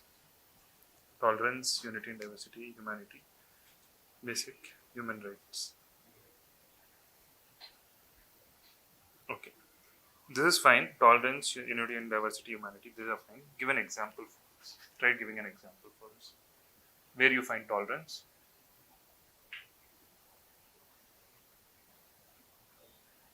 That's why I said, you should learn to think in ethics. 7 minutes, you have to finish an answer, 150 words. Huh? Thinking. Okay. 7 minutes is all you get. Because you would have read books, you wouldn't have thought about these things. Thought about how to put this in an answer, how these questions to address. Basic things, when you start thinking, it will start flowing after. It will take 1 week, but it will start flowing. And ethics paper is the easiest to score. Trust me, it's the easiest to score. You don't have to remember much. 130 plus is easy if you adopt this language. Problem is, we become thinkers because most of you follow your optionals. Social science optionals, part A is thinkers only. Wherever you go, whichever optional. And you start thinking a lot like a thinker. Peripheral you didn't get. As I wrote caste system, something of those things which can change.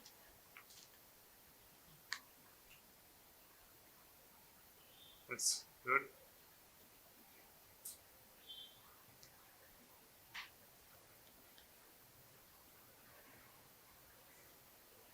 All the religious practices and customs are tolerated and accepted in India. Can you give an example? Give an example. It's accepted. How are we accepting it?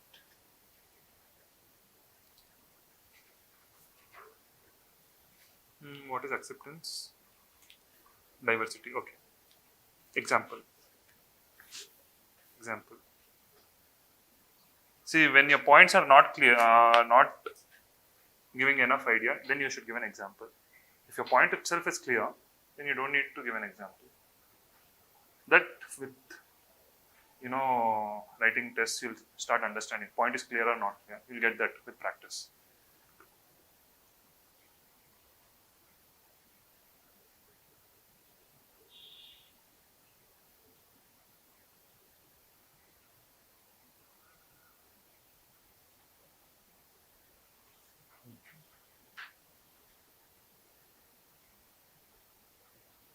I wouldn't go with second one. Accepting diversity tolerance, again give an example. Equality and equal treatment, you give an example. And how is this different from this when you are trying to say accepting diversity and equality? Okay, fine. There's a difference in political language, in ethics language, it's the same. Don't write the second one. Please. Write second one, you try to give something positive. Optimistic, something Indian. More Indian. Right? Keep it Indian.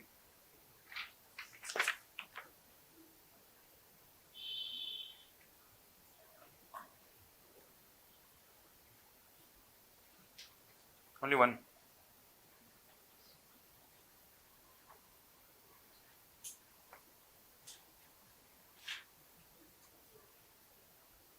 Indians accept atheism.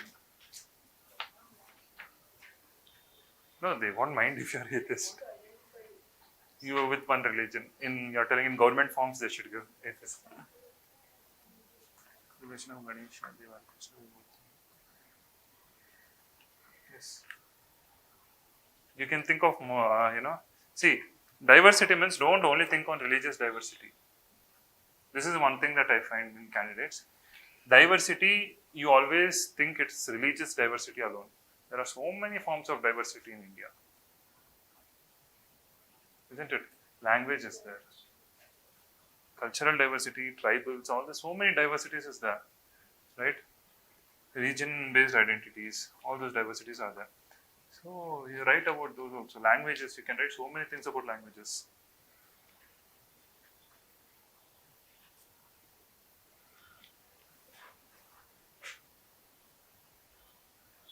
Whose is this? Sharing factor.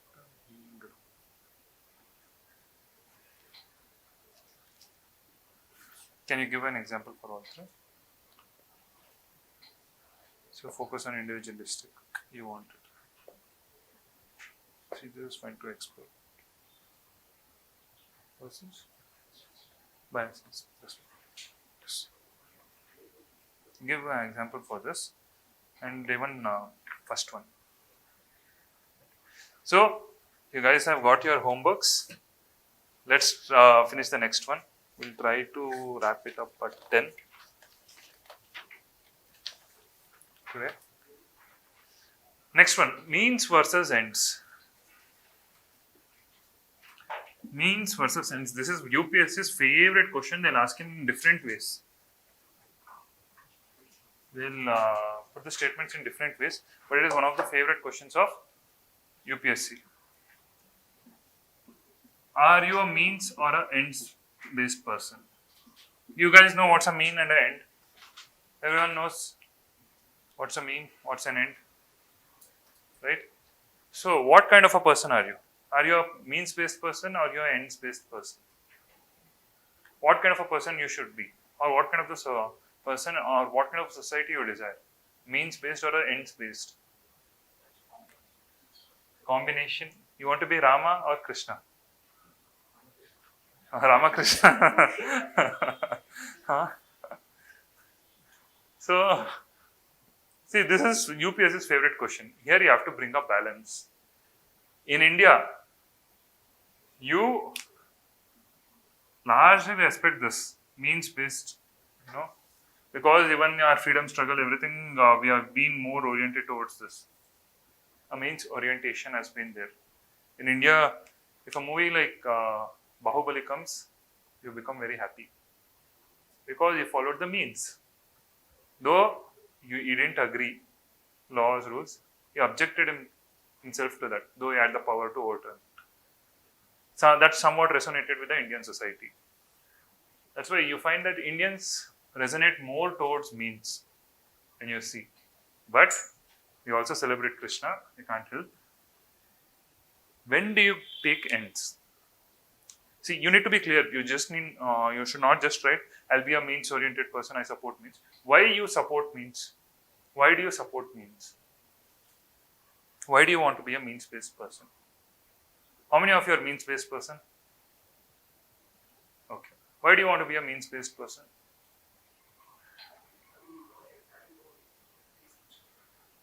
No, it's okay. You balance towards ends later, that's fine. But you're largely a means-oriented person. Why?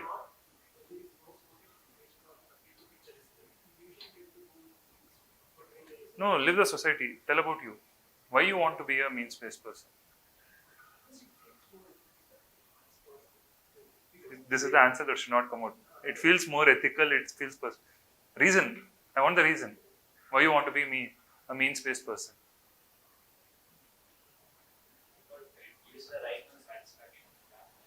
It gives?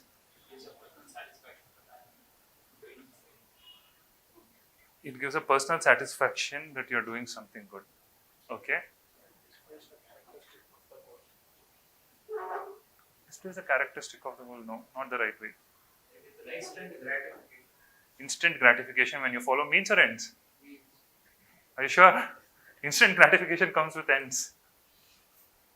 That is the problem with means. You don't get instant gratification. Means are right, it is accepted that ends are right. The ends will Okay, the ends will become right. But see, the basic idea is if you follow the means, there is some challenges. Challenges will be there when you're following the means. Why do you want to be a means-based person when you know there are challenges? Whereas if you go with ends, you can immediately achieve it.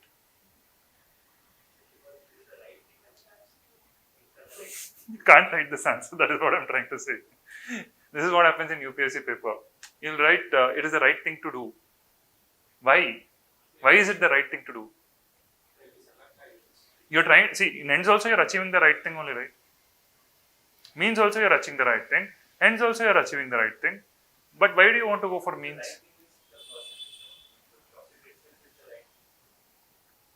because Further refinement is. because it matches with the universal standards. I'll tell you. Why we tend towards means and not towards ends. Because most important word you should focus on is trust is built. When a person repeats his behavior in a particular way, you get trust on that person. How do you build a trust? When a person repeatedly performs particular actions. You'll have certain friends who will be doing certain good things only. And you'll easily say, I can't believe that fellow did it. No? I can't believe that fellow can scold someone. Repetitive behavior. So what happens? Why we want means? Why India tends towards means is when you find repeated behavior, trust builds. When you know that people are going to follow this path, there's a trust. There's a trust in the process. If you go on a large scale, there's a trust in the process of the constitution, rules, regulations. There is a trust that gets built, and that's when the society also starts functioning well. If everyone is trying to achieve ends, then everyone will follow their own rules and methods. Then the society, they can't, there is more tension. Today, when you take the economic situation, for example, you take the case of government collecting taxes. Finally, they had to come out with this GAR.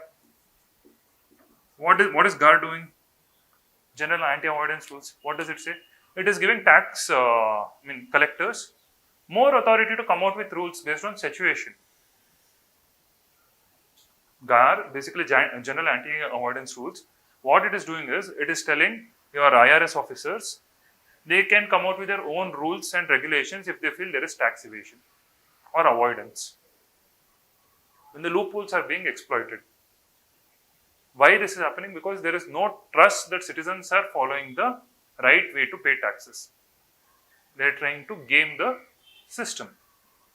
When that is there, more and more rules, regulations, laws start coming into picture. When does rules and regulations come? When there is more violations. To address those violations, rules and regulations are brought. If you follow the spirit, you won't find there is much of rules or regulations. You don't need much of rules and regulations when you're following it in spirit. Government tries to bring any rule, law, only when they see there is people deviating from the norms. When there is no trust that people are going to follow this.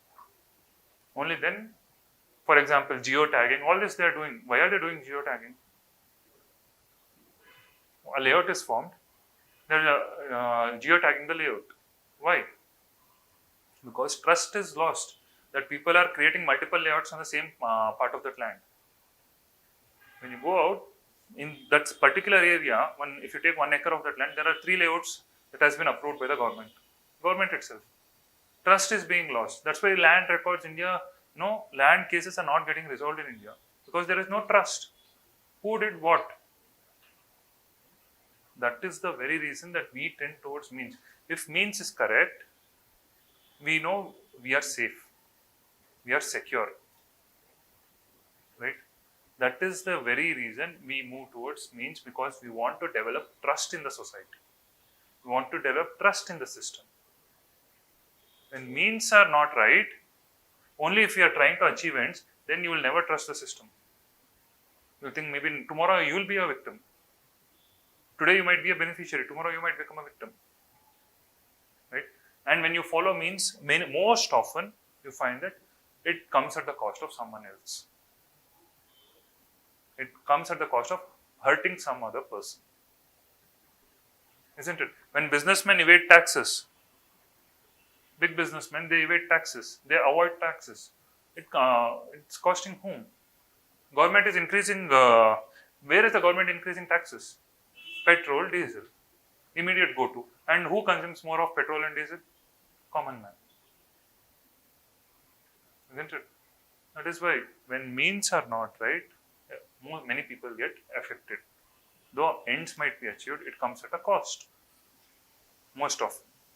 Right? That is why in India, we tend to build trust, and that is the reason we adopt means. And that's why even your history books all are oriented towards Gandhian freedom struggle, because means were right. Means was more filled with value system. It was not just about getting freedom. See, why they keep showing Gandhi in the limelight in your history is, it was not just getting political freedom. It was getting even individual freedom. He didn't just work for throwing out the Britishers. He was working towards empowering people also. When they were doing social work, they were going, educating people about all the problems in the society. They are trying to move them out of it. Means adopted to achieve the freedom were right. That is why when we got freedom, we are more stable. What happened to Pakistan? The means adopted were not right. That's why today they are completely unstable. At that moment, they won. Pakistan got they got their country, but it didn't. The stability was not there. When you follow means, leaders are born. When you follow means, leaders are born. If you follow ends, only momentary leaders are born. You don't get another set of values that is needed to sustain that. Right? So, focus on that. When you are saying India is a means-oriented country, that is why we say we want to have that trust in the system, that it will be stable. And especially India. Why? Because India from ancient times, it's embedded in Indian DNA only, you can say. From ancient times, we have been a very stable civilization. It's been very difficult to shake Indians. From 3000 years or 4000 years, when our history books start, from Indus Valley civilization onwards, we have always moved towards stability. We have always existed. We have not been overthrown. And we have existed because we have followed certain customs, certain traditions. That is why Indians have existed.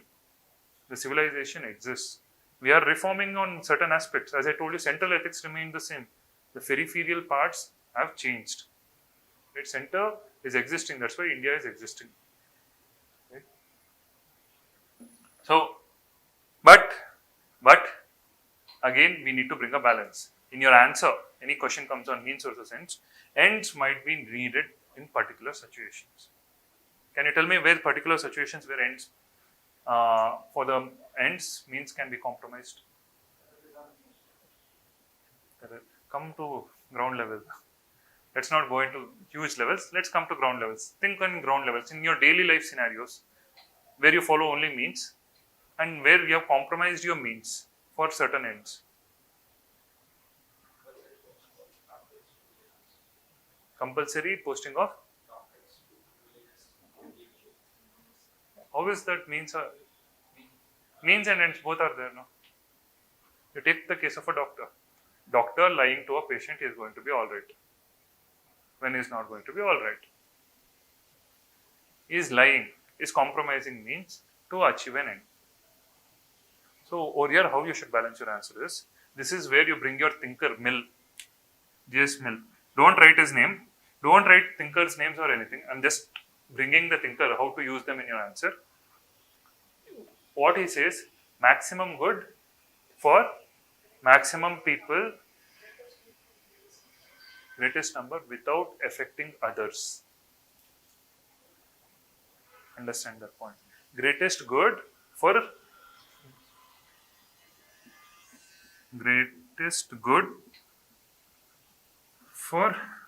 greater number of people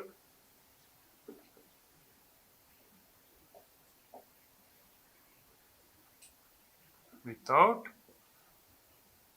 harming others. This is how you balance your answer. Even in ends, you stay ethical. Ethical in the sense you're not harming others. Right? This becomes very important. So when you get a question on means versus ends, you need to balance it. You need to speak about how, means is required so that trust is there, all those components we discussed, and then why we must focus on ends in certain scenarios. In conclusion, also bring a balance. I am a means oriented person, but if situation demands, if no one is going to get affected, then I will pursue the ends. Some disaster is about to happen, you need to calm people. You will tell, no, everything will be all right. Even though you might be a bureaucrat, you might be tensed. But you can't show that to the people. You need to convince them. You need to tell them so that things will happen. You need to be stable. Right? Or you take even, see, I want you guys to come out with 5 examples of real life. Not, I don't want personality based examples. Real life examples where you find that ends have been chosen at the cost of means without affecting others. I'll give you another example. Example, take a mother lying to the kid. She'll show Chanda Mama and all, she'll tell stories to the kid. She lies to the kid so that he has food. That's another example. Compromise of means. These kind of examples, try to find. 5 examples you try to find. Right? I am only giving the answer because I don't want you guys to opt for only means or only ends. This is what happens. If you get a question, balance it in this way. UPSC's favorite question this is. Every 2-3 years, it's coming in one or the other way. Even in your case studies. In case studies, when it comes, you need to use these kind of statements. We should focus on greater good for greater people without harming others. That is why I am taking this step. This is called as a reason. Right? It's not you can't say I'm a means oriented person over here. You need to write something like this. Values are not shown, you're showing the principles, the reasons for the particular action. Right? Now, since we were discussing on the same topic, even 9th one covers the same thing. The white lie. UPSC is another, they're rephrasing means versus ends in this way. White lie means the same thing, where you lie for the greater good without harming others. Where you lie for the greater good without harming anyone. That is called as a white lie. Right? UPSC has asked many questions. They even gave a quote. Thirukural's quote is there, no? There is a quote by Thirukural that UPSC has asked, which says, falsehood takes the place of truth when it results in unblemished good. So it's basically telling, if you are telling any lies, it becomes truth if it doesn't harm anyone else. Right? Unblemished good, that is the main thing. There is no blemish, there is no spot. So, the white lie also, you need to write the same thing, the 5 things what I have stated. You can further write your examples over there. What is a white lie and the idea of a white lie and its utilities. The state lies to its citizens, maybe to protect certain things. The state many a times would have to lie to its citizens to keep peace and security in the nation. Especially now, at least they're cutting off communication channels and all. The state doesn't want to lie. That is why they're cutting off internet channels and all. But the state might sometimes lie during emergencies. Certain set of newspapers, yes, they didn't report. I mean, they left pages blank. Certain set of newspapers went on to report emergency was the best thing that happened to India, to the citizens, just to ensure that citizens don't rise up in protest. But that is a wrong thing. It was at the cost of citizens' freedom, political freedoms. Right? So the white lie, this is an idea that UPSC has regularly asked. If you start looking at the questions, there are many questions which is focused on this theme, where means can be compromised for particular situations. What are those situations? You need to define it. That only in these situations I will compromise the means, but in other situations, no way. If it's going to harm any other person, again, since it's an ethics paper, you should start, expanding. You should not just write about human beings. If it is going to harm any human being or any other living being or the environment, when you add these kind of words, answer gets more enriched. That you are caring not about only the human beings, or even caring about the society and the environment. Right? These are the words that you should always ensure, you should keep in mind when you're writing ethics paper. Right? Add them in your ethics paper, it will fetch you good marks. Last one, then I'll leave you guys. Laws versus ethics. It's correct, right? Question?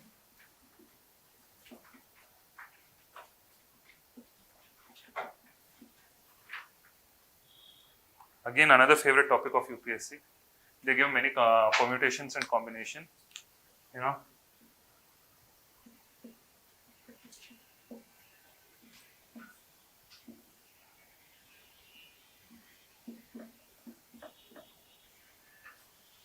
They'll give in this matrix only. Laws are correct, ethics is wrong, or either ethics is correct, laws are wrong. This is what UPSC tends to give. So now the question they tend to ask, firstly, whenever such questions come, never consider this as versus.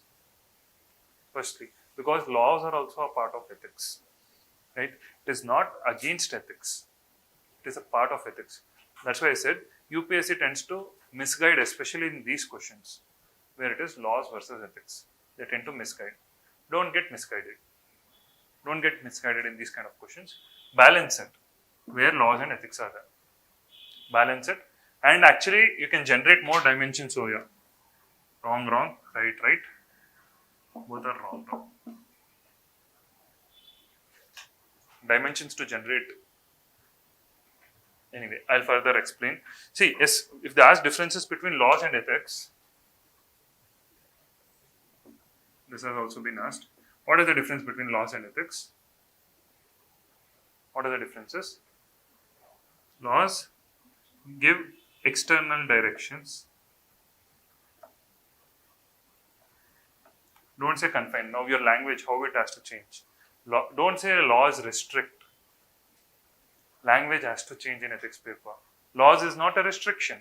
Laws is an enabling factor when you don't have any idea about it.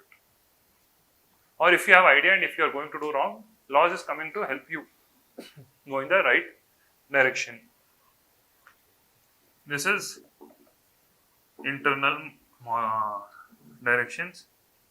Internal and external, you can say both if you want.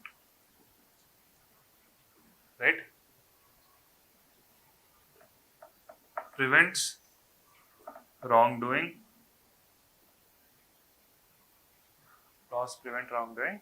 What does ethics do?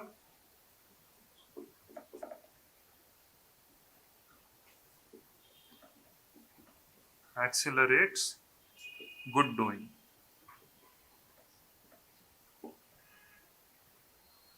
Okay. I want 3 more points from you guys. Let us see how much you have thought about laws and ethics. Because it's becoming foundation, no one is responding much. I feel it's becoming like a foundation class. Laws are coded. Huh? Laws are coded. Laws are coded. Ethics is decoded. Huh? Laws are coded. Ethics is? Accepted. It's accepted. Or, intuitive. It's more of intuitive. Ethics.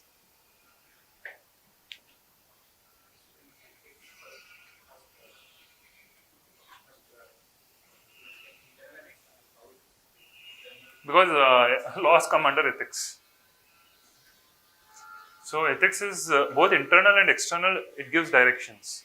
Internal means inside you.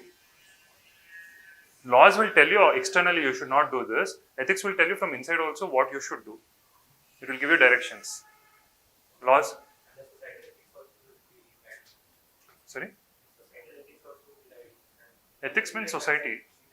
See, when you speak of ethics, it is society. Never take ethics as individual. Ethics is a plural thing. It's for the society, it is never individual. So, never write individual ethics or something. It is ethics itself is society. As I told you, because ethics is there, society is there.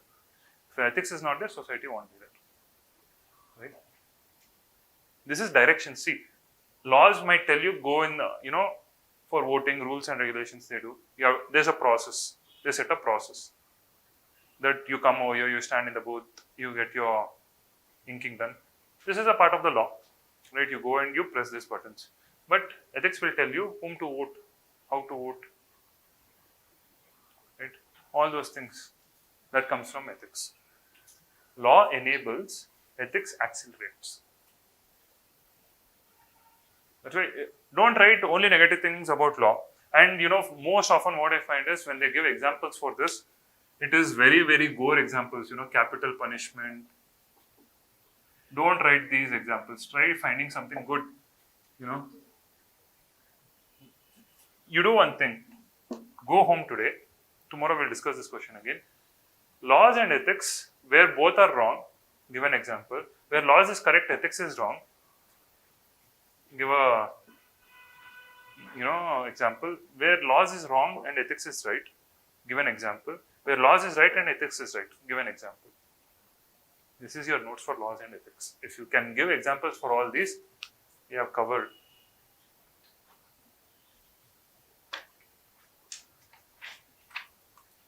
Your answer structure, everything will flow from there on laws and ethics. This question is regularly asked. Every 2 years they're asking. It was asked almost every year, but from last 4 years, every 2 years they're asking. So, very important, laws and ethics. Because the tendency, most of you guys go with only this tendency. Most of you guys think only on these lines. Laws is wrong, ethics is right. And you try to showcase laws as something very wrong when they ask you for the differences. But laws, there are right laws also where wrong ethics are there, and there are right laws and right ethics also. If you want, I'll give one example for this. Take Good Samaritan law. Good Samaritan law, what is it doing? It's enabling you. Law is also right, ethics is also being enabled. It is giving an incentive to do right. Good things.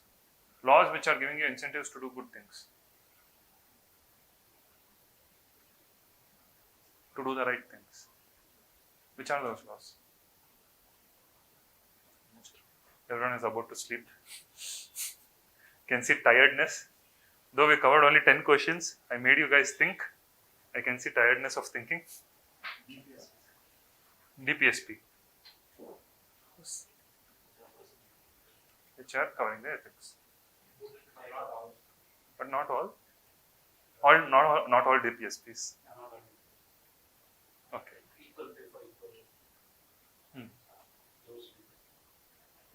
Not all. Which are the exceptional DPSPs?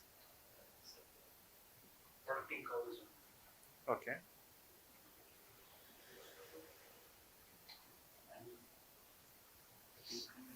No, in polity class, I'll discuss about that. It's fine. There is a different dimension to it on protecting cows. They are not spoken only cows, milch animals, which give milk as nutrition for that reason. And even like in the debates of the constitution, it was clear only milk giving animals. After they stop giving milk, you can take them for other things. That is what was the discussion that happened in the constitutional debates. But yeah, it's been largely constituted as only protecting cows, which is not the case. Any animal which gives milk, good amount of milk, which gives good amount of nutrition, they say prevented. That time ox was used for farming.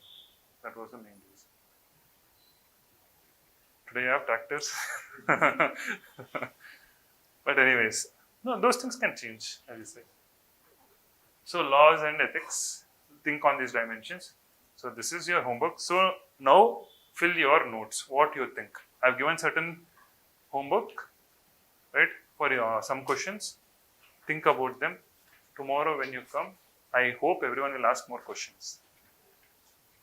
You should start asking me questions. You shouldn't come and sit silently, right?